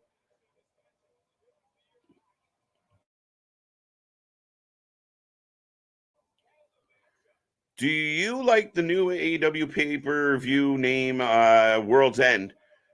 I don't mind it. I mean, I don't have anything particular against it. The only thing I had a thought of when I first heard it is, shit, why didn't y'all just call it Armageddon? But yeah, that's my only kind of take on it. You could have, not the most original, but World's End. I don't give a fuck what you call it. Again, we'll see how it goes. My concern with Tony and the extra pay-per-views are beyond the name. I know he's convinced that he's on this hot pay-per-view run, and I would debate any fan out there. You can go toe-to-toe with me on whether or not these pay-per-views have lived up to the hype. Speaking of living up to the I hype, was gonna say, but will you go toe to toe with me? But yeah, no, I agree with you. yes, I will. But Trick Williams picks up the win, Nick. Carmelo almost cost him, but he pulled it out. They did what I thought they were gonna do, but didn't fully do what I thought they were gonna do. They did what I thought they were going to do differently. Right. Yeah. Exactly. You read my mind. Now, but so with the question you were reading before I popped in, so do you get, so this is what it's like when worlds collide. I instantly, it was like, Or do you get with Armageddon, which I only think of Armageddon as the pay-per-view with the 6-person Hell in the Cell, because that's now always the Armageddon Hell in the Cell. The end is near. I heard the world's end. First thing I thought the best video packages, the best intros to pay-per-views. Mm-hmm. But I got Ilya talking to Wesley, and Wesley says, I'm still very interested in that belt, sir. You can be interested. You can ask you a window shopper. Mad at me. I think I know why. So do you a window shopper. Right. I really don't quite understand why people talk to each other on the side of their heads on these shows. I really think it's unnatural. So if I just talk to you like this the whole time, like I'm looking off into the distance, says we've got the brute. So again, I thought we were going to get Carmelo versus Coffey, or Trick versus Carmelo or Coffey. I'll get the words out. I haven't had a coffee, so that might be why. That was going to be the main event. So what are we going to get as the main event? We've already had the 2 qualifying matches. Like, we've got the brutes coming out right now. So we've got the brutes versus Out of the Mud. That's how you got to say that, Out of the Mud. Which doesn't fit the tag team. That's the problem. It's such a terrible name. OTM. OTM fits way better than the reasoning behind it. Out of the Mud just does not fit at all. That's like Nappy Roots. We just some country boy. Oh no, hell no, man. Y'all done up and done it, man. Y'all and up and done it. Y'all and up and done it. See, I'm glad I'm not the only one that remembers that song from I'm a 90s, early 2000s. Yeah, I don't think there's a Nappy Roots album I don't have, dude. Oh shit. I'm a big fan of Nappy. Pause. You have that. Roxanne Perez versus Kiana James at NXT Deadline. All right, we're jumping right to the deadline. All right. Oh, let me see if they've updated the Wikipedia page. I haven't seen that updated yet, so could be early spoiler alert, could be just talking out your ass. But so far, we've got Dijak and Trick versus 3 TBA for the men's Iron Survivor Challenge, which is like a reverse battle royal met a shark cage match. That's a pretty good way to put it. Little bit. You have a penalty box. Like they turned pro wrestling into hockey somehow too. I'm all for it. Let's go. You Canuck. Right. Ava got fired for the first time for lying about having wrestling skills. I got nunchuck skills. Yeah. Oh, by the way, yeah. Eva Marie, you can have that. No one's mad at that. That you're picking through the garbage at that point. 100%. Yeah. No. So you're not scraping the bottom of the barrel? You're doing that just for clicks. You're doing that just for like ringside news to put out of AEW signs, former WWE, Diva superstar. Right. Like ringside news and wrestling news will both just put out that fucking bullshit, dirt ass, fucking cheap ass clickbait storyline out of nothing. Right. When she's not going to do anything, and that's not going to move the needle. No. The reason no one else wanted her is exactly that. No one else wanted her. It's facts. Eva Marie versus Timeless Tony. Why? You got better women that I'd love to see Tony go in the ring with and deliver legitimate matches. Is that the problem though with AEW? Is that there's talent people want to see? Like I got into it with people online and everything like that today. Mm-hmm. X gonna give it to you about how the Bucks were almost left off the card for Full Gear, but they got salvaged in that they're gonna have the just for funsies match with Jericho and Kenny. That's what they should call it. That's literally what it is. It's just for fucking funsies. It's literally, they've even said it's just to have a match. Just there's no breakup, but it's one of those, if they didn't have the match, they were gonna get, they wouldn't be on the card, even though they're the team that has the guaranteed title shot. They're also EVPs of the fucking company. Let's just also caveat that with that. Mm-hmm. No, I said all the time that the Bucks don't do anything. Even you're stacking a show to go up against WWE. Their Bucks are nowhere to be found. And again, I mean, I would argue, if you look at the list of matches, there's 9 matches announced for this show. The Bucks versus the Golden Jets, fuck off. It, to me, is the least appealing match on the card. I know we joke about and talk about and everything with the devil on AW and everything because of the mask and MGF and everything, and how we've talked about no sympathy for the devil and everything. But that 100% fits with the Young Bucks. It's like, why should I feel the fuck sorry for you? Like, I'm sorry that your boss, essentially, or if anything, your constituent, because you're EVPs of the company as well. Yeah. Your business partner is doing what theoretically should be best for the company. There's no momentum behind you. There's nothing that truly involves you. So you don't get involved. You stay on my weekly television. Sorry. What am I missing? I was letting you finish your thought, but no, I've got tactical gear Baron Corbin here of how can you make a bulletproof vest look like it's made out of BDSM gear? Like, talking to Lexus King, folks. I'm so thrown off just by his vest and his beard. Like, no one gets their beard that straight. Like, that's spray painted on. That's Crater Wrestler beard. Dude, trust me, no. And the blank of fucking Adidas 100%. This is a fucking wrestling career mode cut scene right now. Yeah. Could you do a Corbin, Pillman, someone else thing to help, bring... The fact that you already had to say thing just tells me no. Okay. You can't even give it a name, so no. But here comes Reggie and OTM.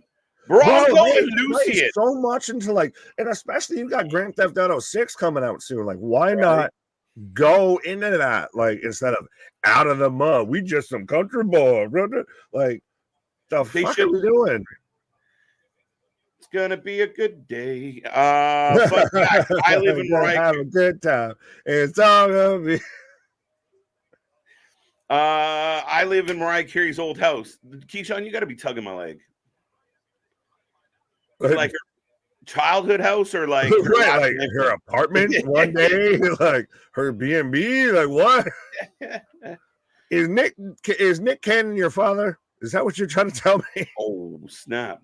Liv Morgan is better than Eva Marie. Yes.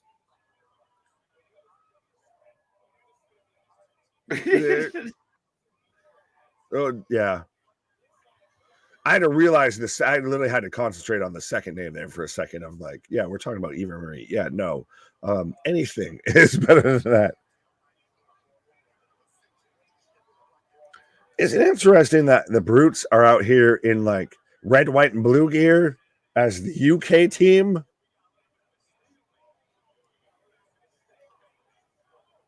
Oh, we're getting the double beats of the Bowery, as also, by the way, the crowd was very much still just chanting, whoop that Trick during this whole match. So if we want to say somebody is next guy up, Trick is next guy up. Yeah, Trick's over as fuck. And I mean, even I think you were on your pause while there was a little bit of the misdirection between Carmelo, and Carmelo almost cost him as he swung at one of the guys from Gallus and fell over the top rope and kind of got in the way more than he helped, but Trick pulled it out.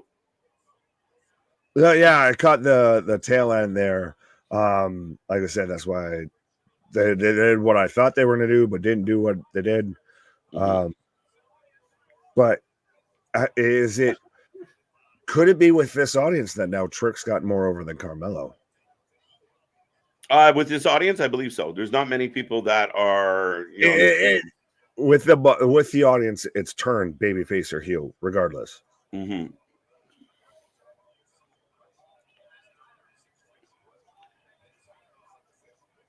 Ariana Grace did not know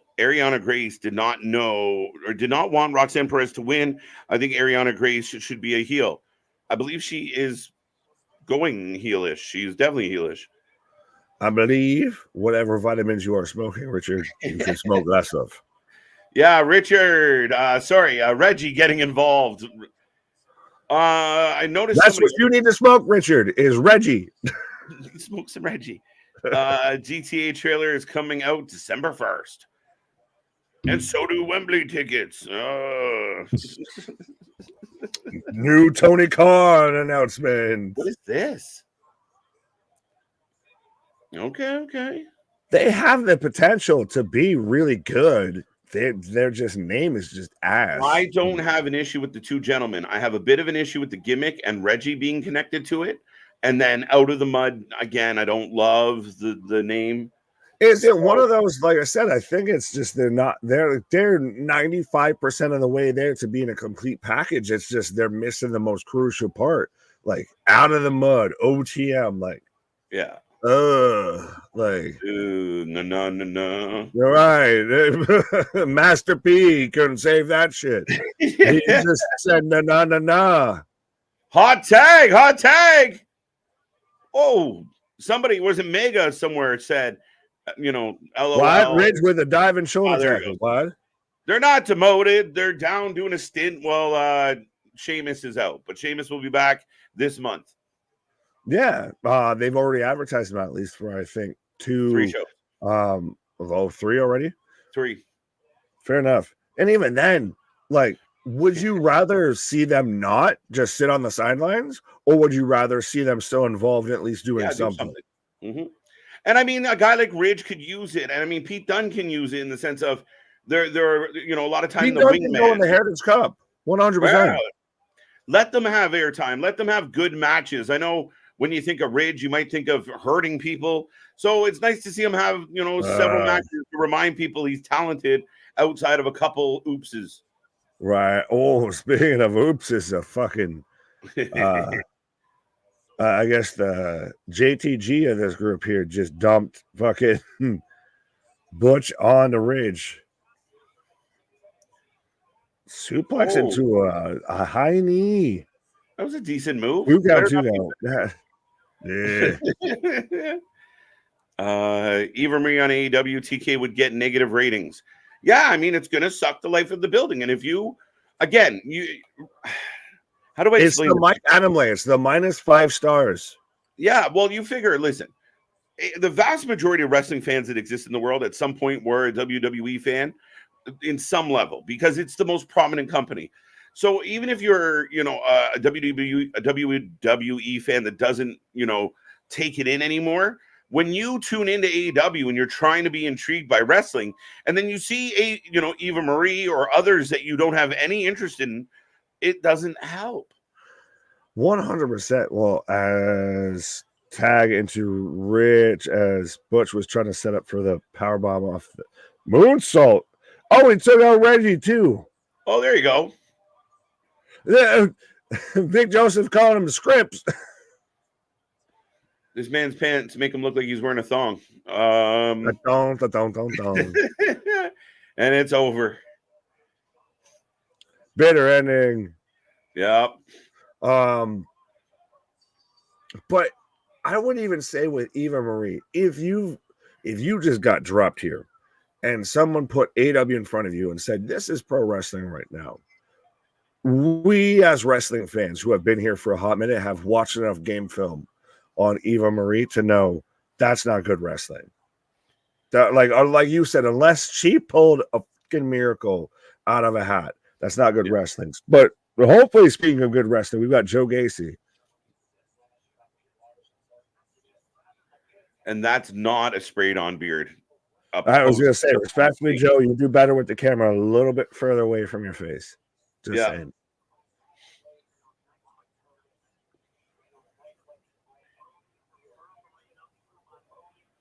The energy of the people below me reverberate through my feet. All right.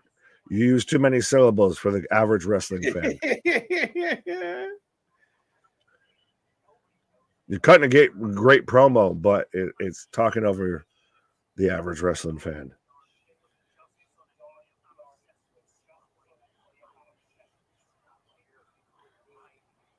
I'm not the biggest. Oh, he's outside the performance center. I'm here. I'm me, and I'm here right now. Whoa, my guy, you know that they do the show at Full Sail, not at the PC. Go over that way. Did he just wait? Why you chuck the camera? Did you jump? I hope he didn't. Time jump. out. Did he just jump? No, he just chucked the He just chucked the camera. Did John Gacy just jump? No. And here comes Gigi. Oh, how you doing? Mercedes Moné said she'll return to any wrestling company in 2024 after heel up after ankle injury. What did listen? I'm surprised that she hasn't returned yet because I didn't think that she like broke her ankle. Diva's going diva, I guess, my guy, as we're getting Gigi Dolin versus Ariana Grace coming up next year. Yeah, is it interesting, though, to me? I still hold this theory, and I'm not saying this as I'm a big Mercedes or Sasha fan or anything, but we've got Jade Cargill in WWE right now. We've got Kairi Sane in WWE. We've got rumors of Julia being on the radar of WWE. Mm-hmm. Could all be leading to somebody else coming back to WWE. Yeah, I mean, it could. It really could, and I have no doubt about it. Again, the problem with Mercedes or Sasha is she's got to know her place, and if they offer her less, I could see her landing in AEW more than I can see her landing in WWE. Is she the Chris Jericho of women's professional wrestling? That's not a bad argument.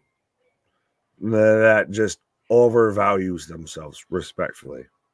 Yeah, maybe a little bit. And I think that's what got her in trouble. And then there was reports before where people were, you got to remember, again, this is a talent that WWE could have had if they wanted, but they chose not to extend further than they had offered. This is our offer. Do you take it or leave it?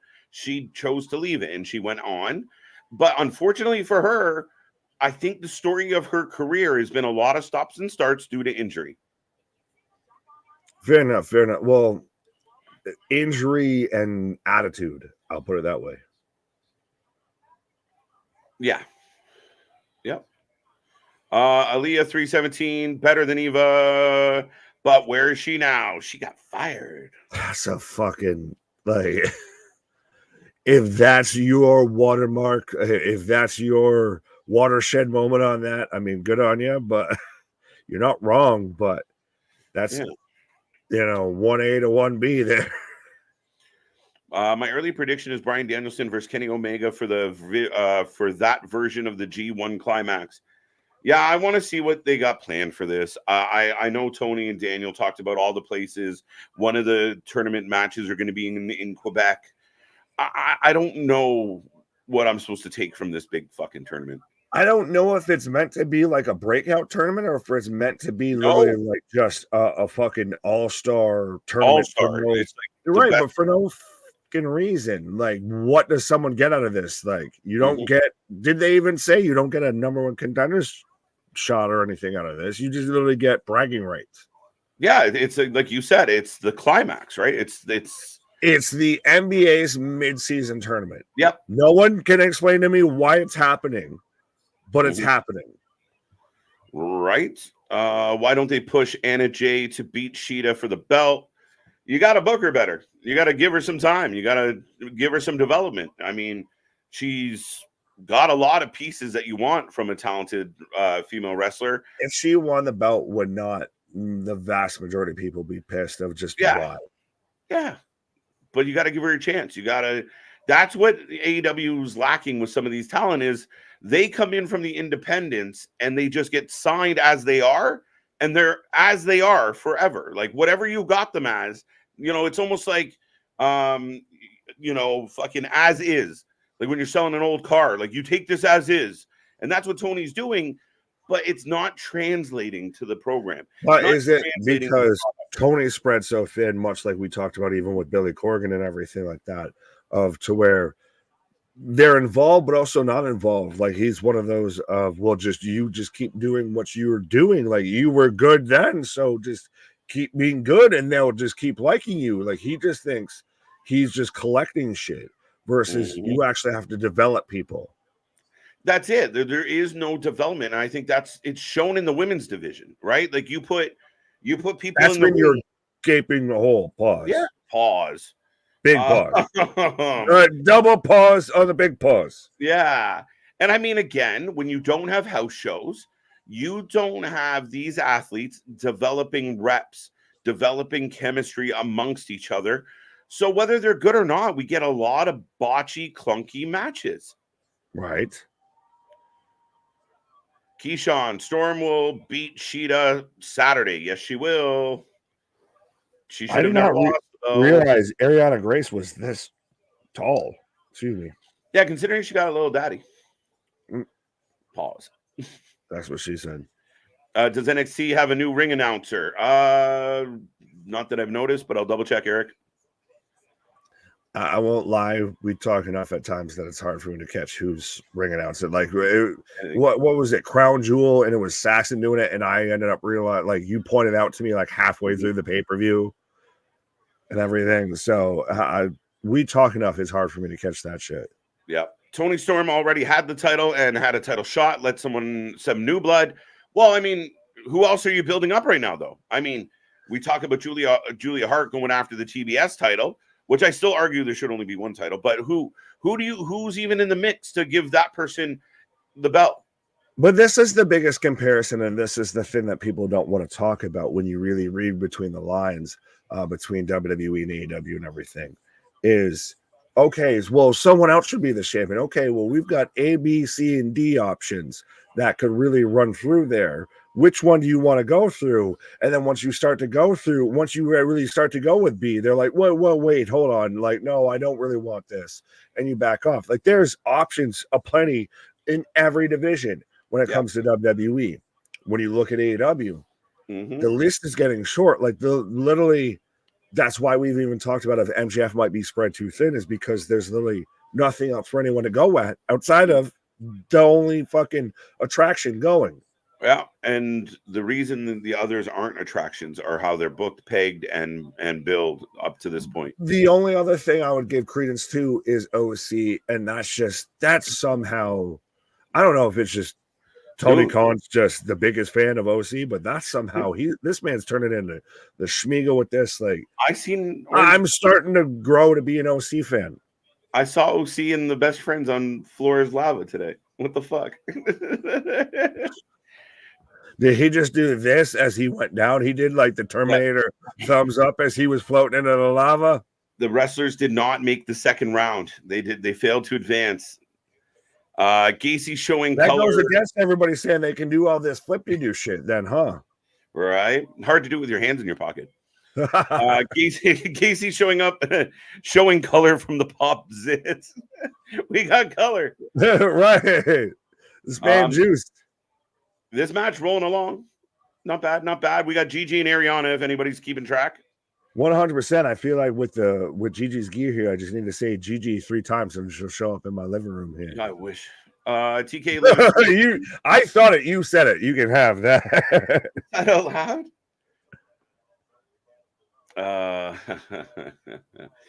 Hey, that's Santino. Yes, it is.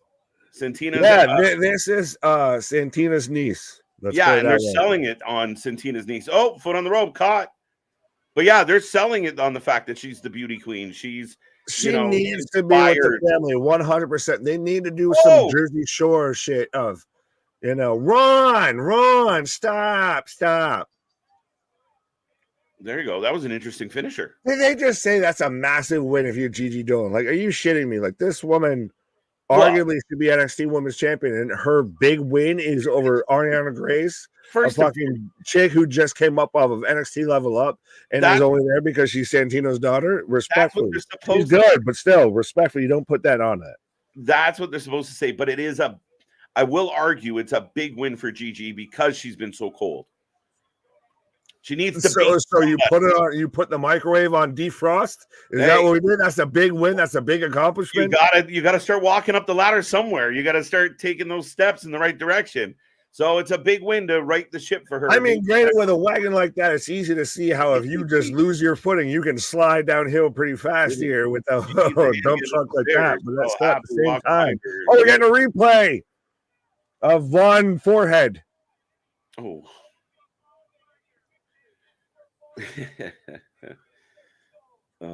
Bro, this man played the fucking the Broadway version of Beauty and the Beast here. Did Von Wagner. Larry, you need to get your hands on an Xmas Vitamins advent calendar. It was one of my favorite things about Christmas. This is why I hate that you're in Canada. This is the one advantage you have over me. You know, just a few weeks away from opening the first door. Oh, I was going to say, I wanted to say this is your one trump card, but that's a terrible thing to bring up when it comes to the U.S. So, right. But yeah, no, I'm a fat kid at heart, so I'm fine with just regular brownies. I made brownies last night, and I still have my vitamins, so I'm fine with smoking my vitamins and eating regular brownies. Now we're building up. We're talking about the heartfelt story again. We're reminding us that I don't know, bro. You might be kind of losing me with this. Valid. Don't worry, Geico can save you 10% on your fucking insurance here with the Geico caveman. Right. Ariana is like a young Deanna Prazo. I mean, I'll take that a comparison. I'd like absolutely in the beginning days for sure. Fair enough. You have that.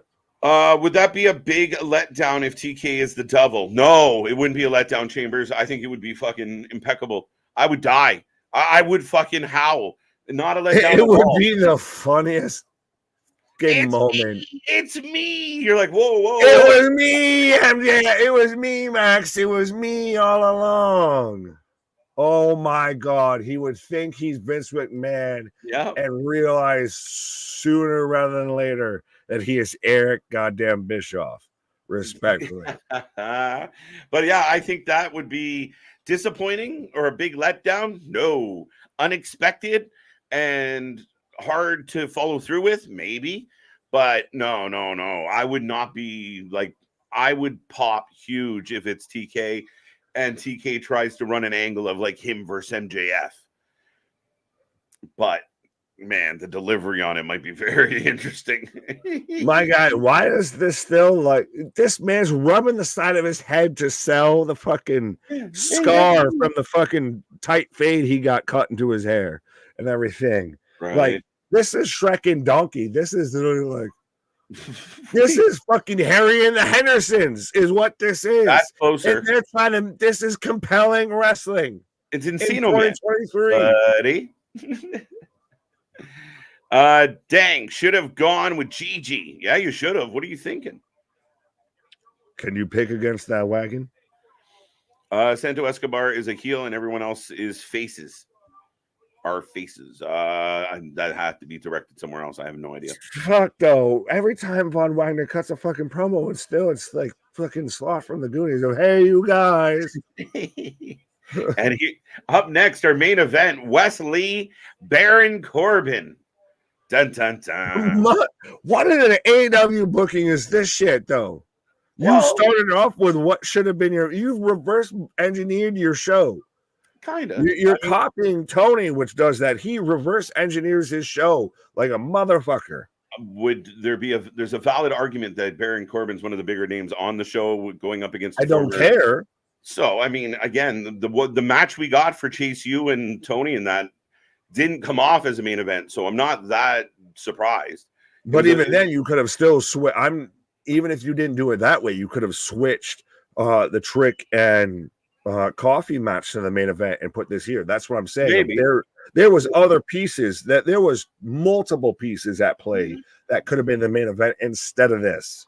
Well, we'll see how this match goes. I mean, I think that tonight hasn't been the most oh my god out of your seat night. So yeah, I don't necessarily. Again, if there was a big epic tag match and this was, I mean, you got a title change, so maybe it should have been the main event. I don't know. It's kind of interesting.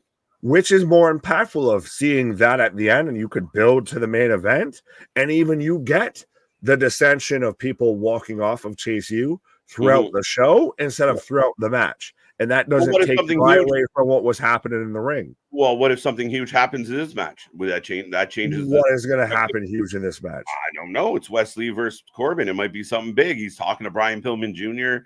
Who knows? Who knows? Who knows? You got to really pull it out here. But I'm saying that if a multiple choice test happened here of which did you think was going to be the main event, this is the least picked option.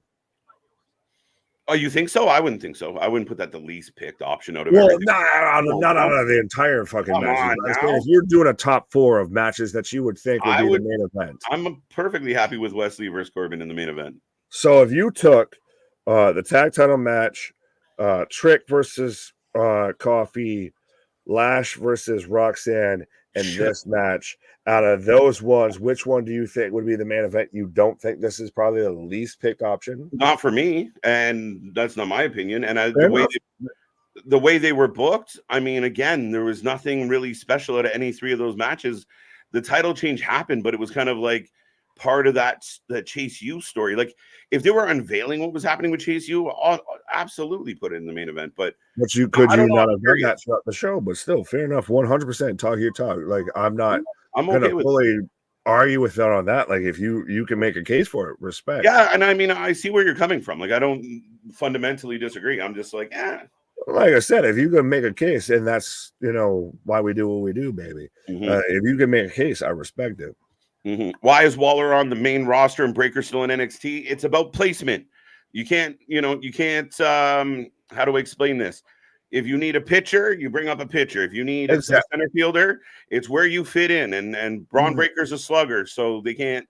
That is, and it's a different feel. That is literally the best way you could have put that in. Yeah. Trust me, even with the fantasy sports and everything that we do and everything, 100%. Oh, cool. I need a running back. Cool. Well, I've got a running back on the IR, so I need to sign this guy and everything. Like you work within your roster, within your lineup of what you need at that time. It's not just, well, he's good, so I got to bring him here. Then cool. You drop them into a Shark Tank of Roman, Seth, etc., and then they get eaten alive, and then you're wondering why they didn't pan out.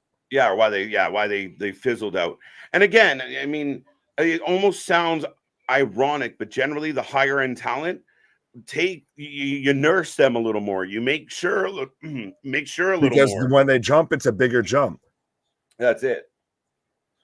Yeah, your blue chip prospect takes longer to go from the minor leagues to the majors, because when they go to the majors, they're going into a starting spot, not a bench spot. Yeah, and again, with Braun Breaker, with people like that, you said it earlier, you got to know what your landing strip is. You got to know where you're taking it. When you bring the wheels to the ground, you got to know what the plan is. Yeah, you have to have a direction. You're not bringing them up to still that's just your next level of development. Yeah, that's when you get in that 50-50 booking and we lose people like Karrion Kross, which still needs rectified. I'm holding out hope. I'm amazed with the way that they were going around spooky season. They haven't done anything, but we've still got at least the rest of November. Maybe they'll do something. But I feel like they're building something, but this man has respectfully that Wyatt level mindset, that creativity. You can do something. If you're not going to do Uncle Howdy, if you're not going to do that way, you could still maybe just at least peek at some Cliff Notes, and maybe we just dabble into that a little bit. I think there's a void in the company of that type of vibe, and I think he provides it if you just let him find his way. Thorpe is back. Remember, Fireflies, I'll always light the way. There you go. Eddie Thorpe back in the building. We haven't seen him in a few weeks. No. Why are there 3 people here with fucking Drew Gulak, over what I love? And Regal? Every time we see these 3, you're like, what the fuck are they doing here? Yeah, because this is like the Mean Street Posse. Yeah, but like Eddie Thorpe already looks like he would fuck all 3 of them up and like still be fine. Like it's still gonna go to the corner and get a fucking Arizona iced tea and a pack of Mentos. What's up, Kevin? Hope you're doing well. We need a diva butt match. What? A wagon off is what we like. Oh, whoa. Oh, wait. An arrow. Investigation. You playing like Chase showed up. Oh, I thought she was about to Stone Cold Steve Austin. I did it for the chase. I did it for you. So JC's actually saving Andre Chase. What has he done? I don't know, but he might need to reach out to Akon here with I'm locked up, don't let me out. And I noticed when he was coming into the show and stuff tonight, his shirt was untucked. He looks unkempt. I mean, it's very interesting. Hey, we're getting a reminder of the last year's deadline. Well, they're treating this like NXT's Royal Rumble of like by the numbers and everything. Yeah. With the running clock and all of that, which respectfully, this very much seems like a Vince Russo, Dixie Carter, Tony Khan book stipulation here. Of it makes my brain kind of short circuit every time. Yeah, no, I mean, definitely, it's definitely an interesting concept. I mean, I thought the end of the match was really entertaining because now you have people fighting for pins, which I thought got really exciting. But we'll see. I mean, this is the second time they're doing it. Yeah, you can do that in a regular Iron Man's match instead of, you got the penalty box. Like you got 2 minutes for high sticking type shit. Yeah. Oh, JBL next week picks his ones. All right, so we know who's a Republican next week on NXT.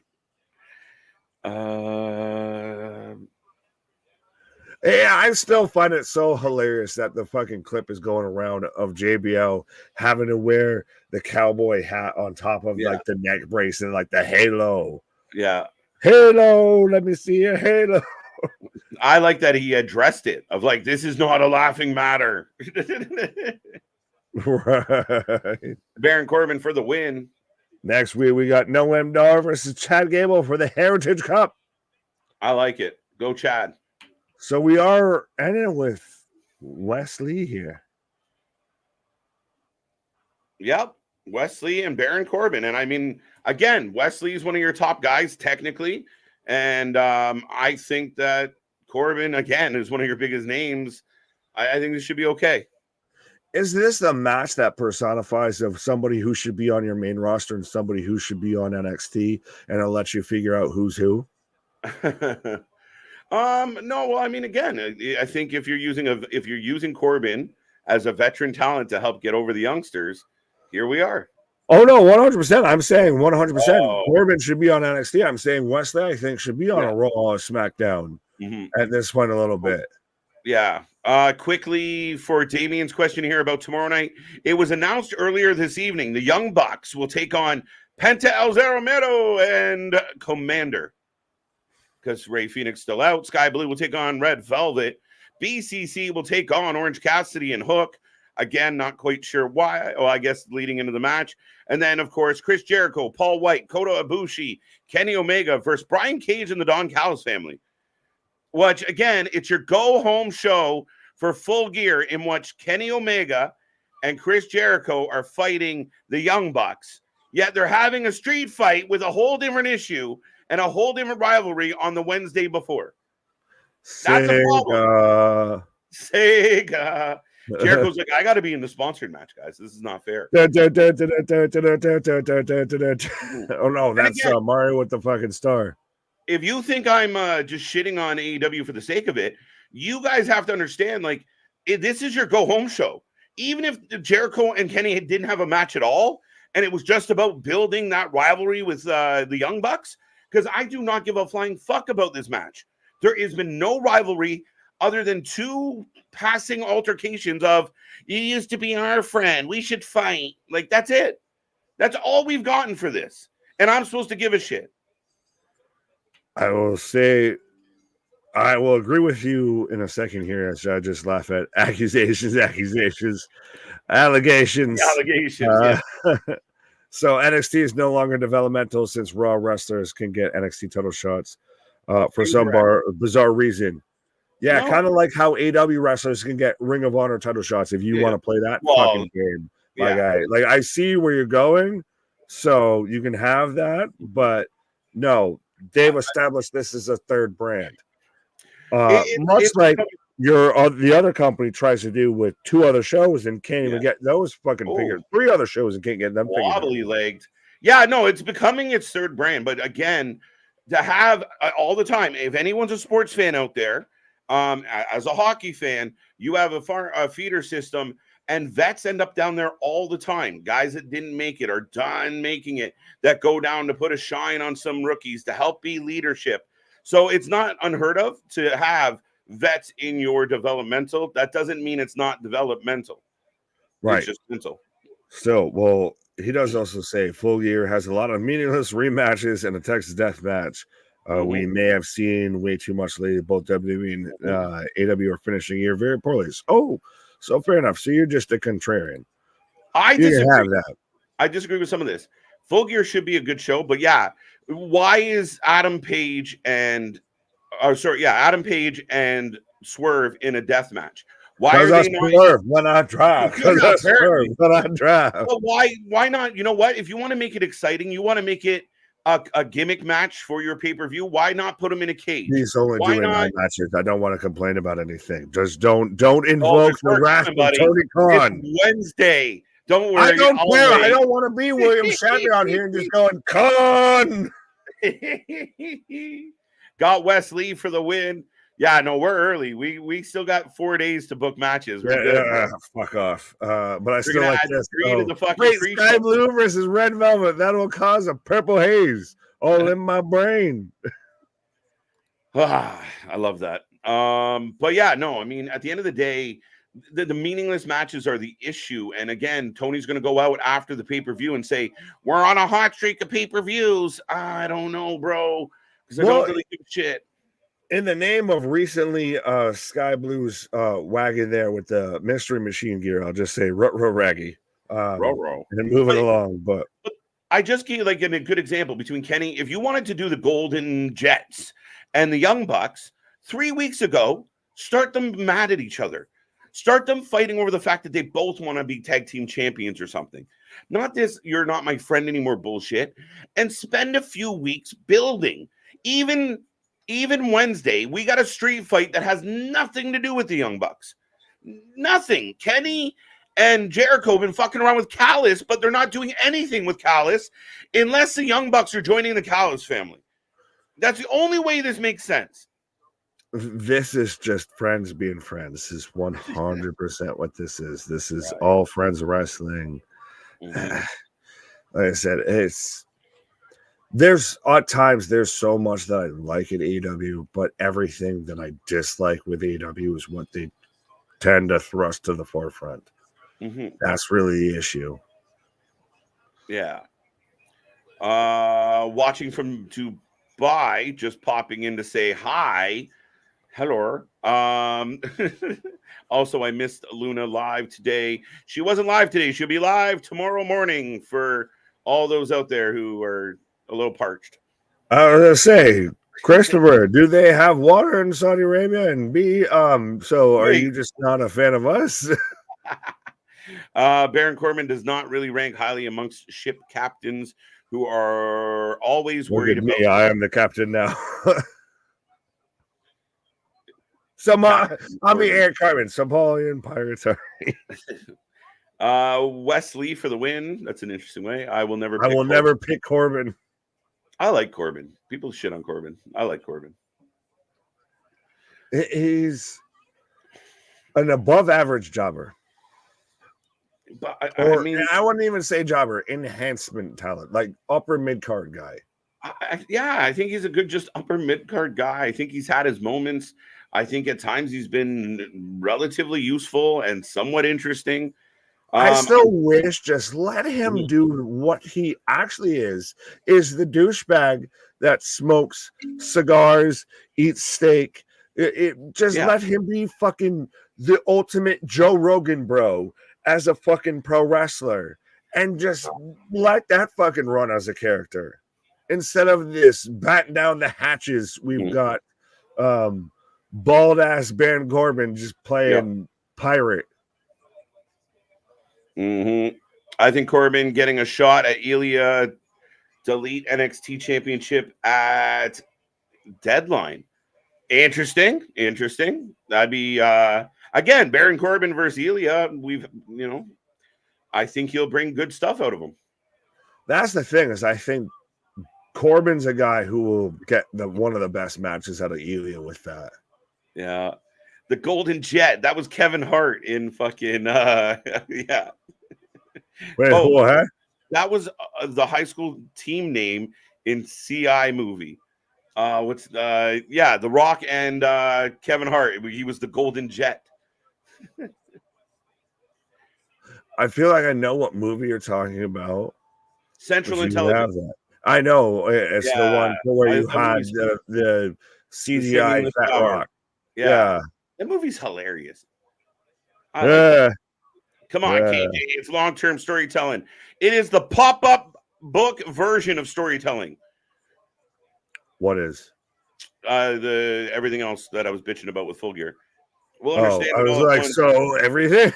Yeah, we'll understand it all. Look, what's going to happen is when AEW finally gives up and goes under and Shad takes his money back or whatever, all the stories are going to come out of like, they just didn't understand us. No, we understood. No, they're not going under. You think they're actually going under? Granted, there's multiple reports at this point saying that are coming out that they are not recouping a profit. They're not a profitable company right now. How could you be? You're booking shows and putting a third of the possible attendance in there. Your employee budget must be out the fucking window. But that's the thing, is this man just some men just want to watch the world burn, Master Wayne. Right? But again, money runs out eventually unless they're going to keep filling them up. I still think he's got at least another 3 to 4 years before that shit taps dry. Yeah, I don't think anybody was implying that they were out of business next month. What you're saying about them going out of business, I think.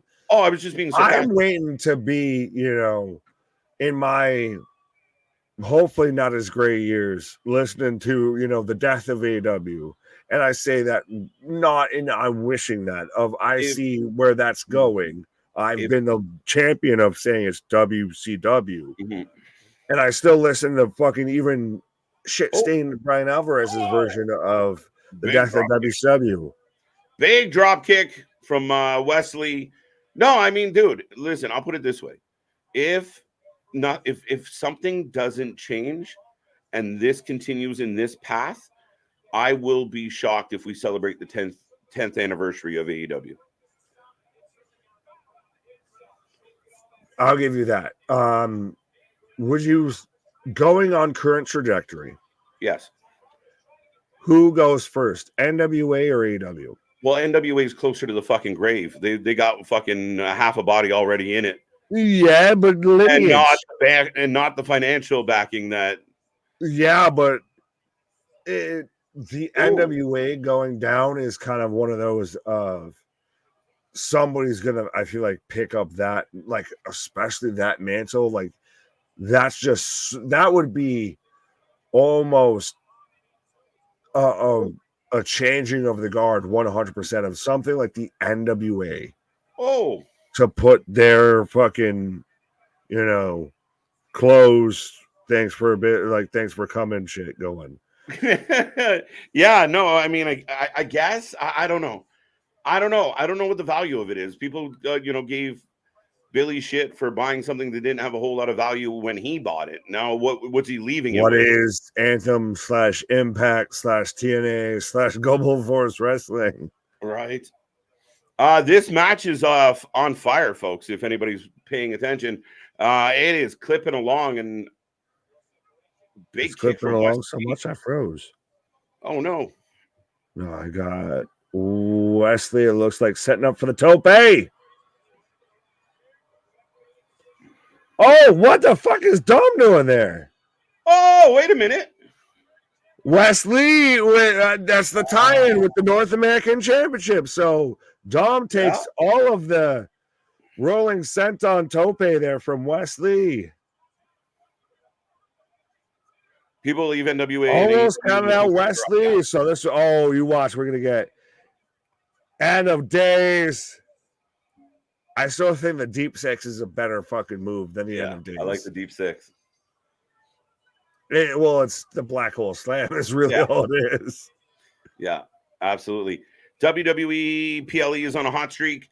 Yeah, with the exception of I didn't love Crown Jewel, but I thought the rest of the last 3-4 pay-per-views have been outstanding.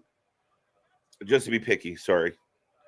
But I know this is going to instantly sound like a shill type comment, but would you take your week, like the weakest WWE premium live event and put it versus the best AW premium live event? Like, would you put All In versus Crown Jewel? I think All In was better than Crown Jewel. Okay. Maybe. That's interesting. Now, there it is. Boom. And again, I know we debated this a little, Nick, but I think this is why this is in the main event spot. This right here, going off the air with your world champion down and Corbin rubbing a belt in his face. It is the spot that you, what was it? Halloween Havoc Night 2, to where you had Ilya versus Carmelo, and you cut to Corbin beating up Ilya backstage. So this has been on the back burner for a minute here. Yeah, I agree with you. And it looks like we're going to get, I agree with Dale. It looks like Wesley versus Dominic Mysterio will take place at Deadline. This match most likely at Deadline. Deadline's shaping up nicely. Oh, absolutely. 100%. That's fair. We try to be fair. Try to. Baron Corbin stands tall again. How Baron did you say that? Baron, Adam. No, he doesn't have a neck brace in a wheelchair.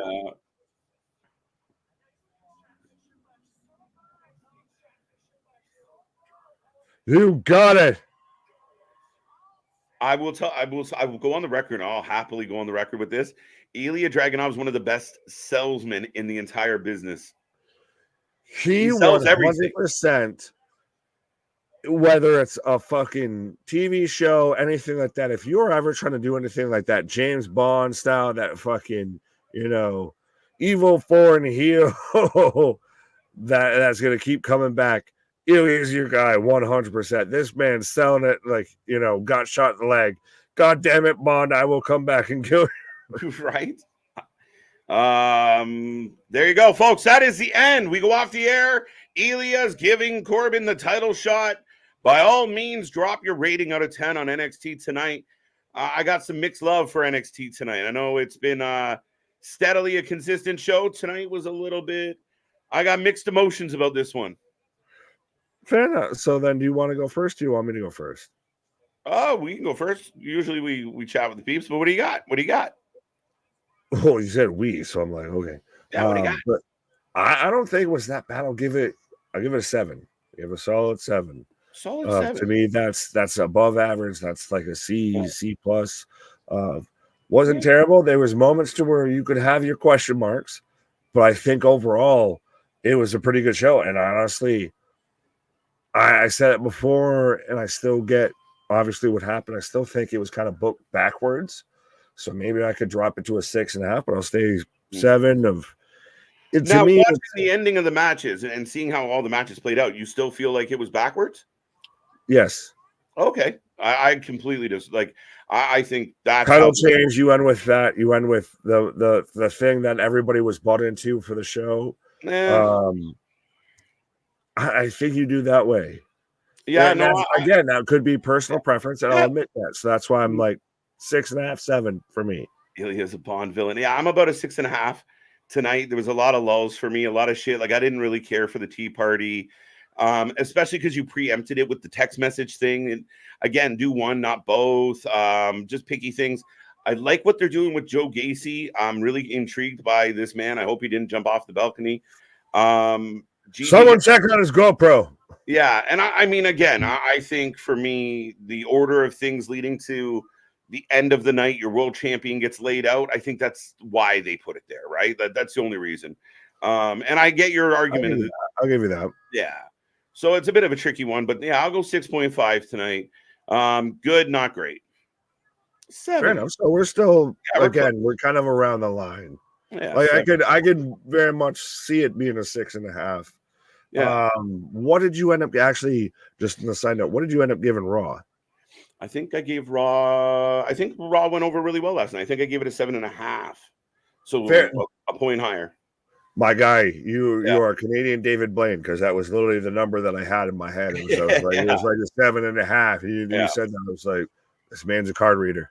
Yeah, I think it was a good show, maybe a C plus, a B minus.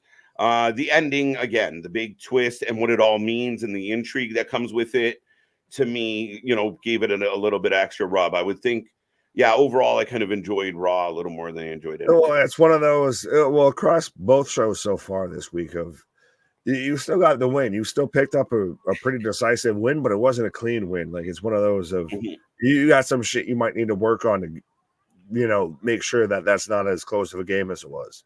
Yeah, for sure. Looking at you, Buffalo, even though we took the fucking L by 2 points. Oh, my. The CM Punk's Instagram story signal that he isn't returning to either. Look, Punk is trolling everybody, and for all we know, he's retired and never coming back. Honestly.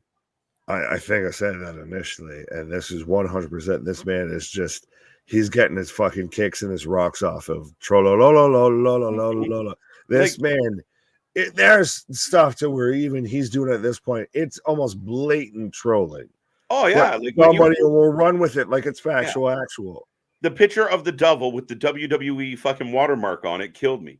Of like you. I didn't see that. I was just saying of when he's doing commentary at the fucking MMA show where the guy's got the WWE pocket square and they're talking about if somebody lets you run your own show. Like, they're fucking fully 100% know that because they're teasing that shit, that clip's going to get 10 million fucking views. And it's going to mean fuck and all, but it's going to get 10 million views.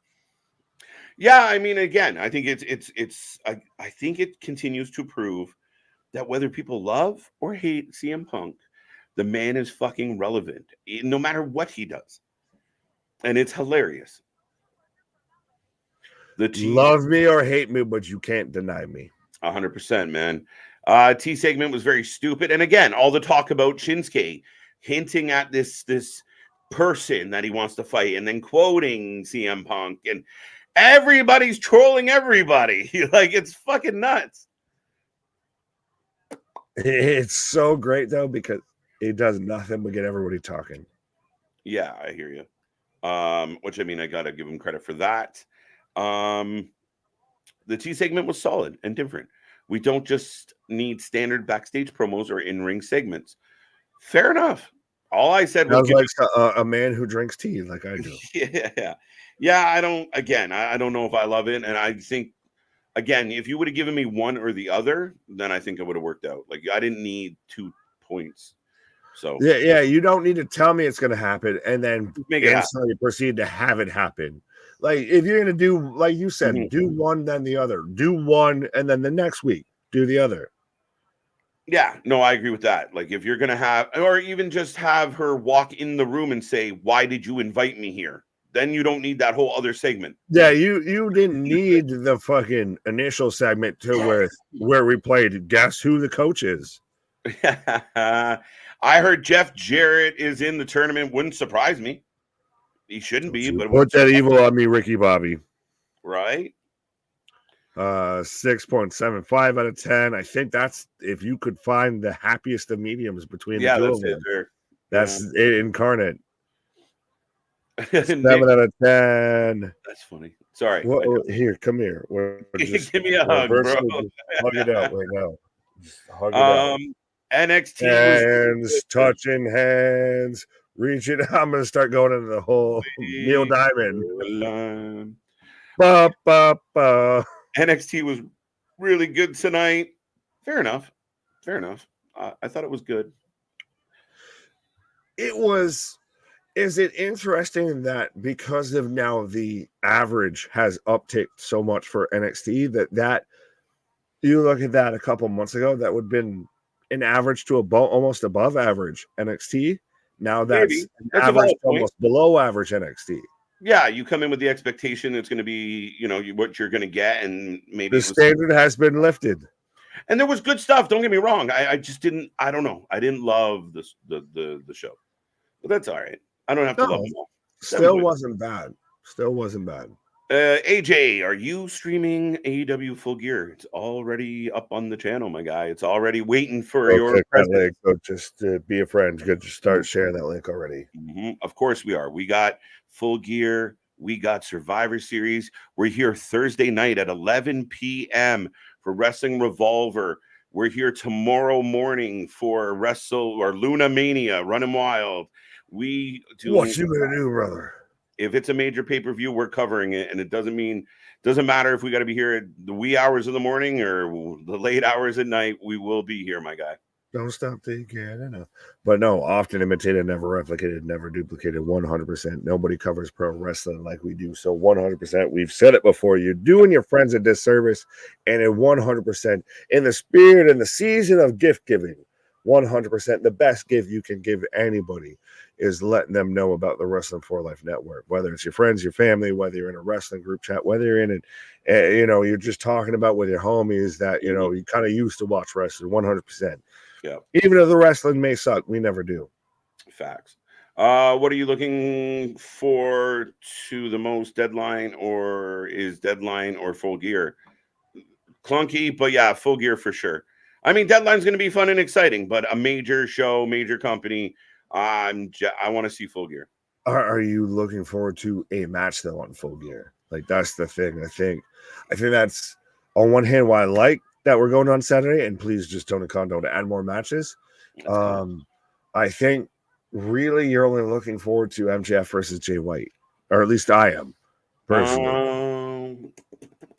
See, I was really looking forward to Swerve and Adam Page, and I feel like the Texas Death Match made me look less forward to it. I mean, that's not a bad shout. I mean, that's a happy aperitif, like 100%. Yeah. I'm still Swerve went on drive. But do you understand? Like when they made the announcement that it's going to be a Texas Death Match, I kind of slumped a little. Like, Yeah, well, because it feels like it's a cop out, and we've done it so many times. It's also one of those of that company does so much of that that you're numb to it almost. Like, it's a little bit different. It hits different if WWE does it respectfully. Granted, they're going to do a much PG more version of it.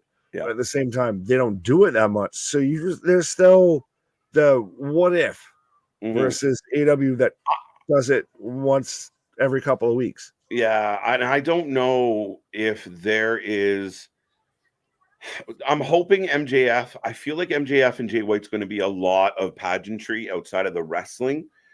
I don't know if I look at this card, and we went through some of our predictions today earlier, that I don't know if I see a match that I'm like, this is going to be a match of the year candidate. I don't. The Young Bucks versus the Golden Jets, I don't care. No. What I mean is that's almost a 0-hour match, to be honest, if we're going to have that. MJF being on the pre-show bothers me. That's 2 pay-per-views in a row they've done that to him. We talked about that. That's overexposing your world champion. You're doing too much. Imagine right now if you watch, say, Crown Jewel, just because it's the most recent premium live event, and Roman's on your pre-show defending the SmackDown tag team titles. Yeah. Before then, he turns around and has a match with LA Knight later that night. Oh, fucking imagine. And I think what struck me as odd the last time they did this, Nick, was it was 2 separate situations. It didn't connect. I mean, if you were trying to, like, we've seen it before where the manager or the whoever is trying to screw somebody and they got to go through extra shit, but they connect. And the pre-show match and the main event match didn't really connect. He beat the Righteous and moved on. Yeah, there was no continuity. There was no relevancy to the fact that he was involved in the match earlier. Does the Dusty Classic where the authors of pain return? Perhaps. No, I don't want them to return. I think they'll be returning sooner than later. I do believe that's in the works. I got no problem with it either. I predict pain. Pain. Let's go. I wonder where the Dusty Classic and the men's breakout tournament happens. We'll find out. 2024. That's where. Let's go. NXT did have a new deal with the CM Punk Network. They do have the CM Punk Network. Yeah, did I say CM Punk Network? Yes, you did say the CM Punk Network. I'm done. Vitamins, sleepy. I'm right. good. And on that note, folks. Yeah. Thank you. That grinds my full gear. My full gear. You know what really grinds my full gear? Pause. I don't think I want to know what you grind your full gear against here. Why you gotta do that face too with that motherfucker? I'm glad you caught that. By the way, for anyone who's listening on Spotify or anything, or just have us on in the background, just go back and watch whatever the fuck that face was that Cage just pulled. That's my sexy face. Let's go. Good night. Buenos noches. Yes. All right, we're going home. We're going home. We've lost the plot. Now, can you lose the plot if you never had it? I think it was there at one point, and now we're at the time. I'm tired of finding figuring out where my dreams are going. I'm gonna find out where they're going and catch up with them later. Folks, thank you for being here tonight. Come back tomorrow. We got Dynamite. Click all our links below. Go get yourself some merch. Be a part of the family. And other than that, thank you for joining us. Nick, it's always a pleasure. Our shit is real. Our shit is raw. Our shit is authentic. When are you talking about the wrestling, but that full life with it? That's all she wrote, folks. See you on the flip side. We got more to come. Bye.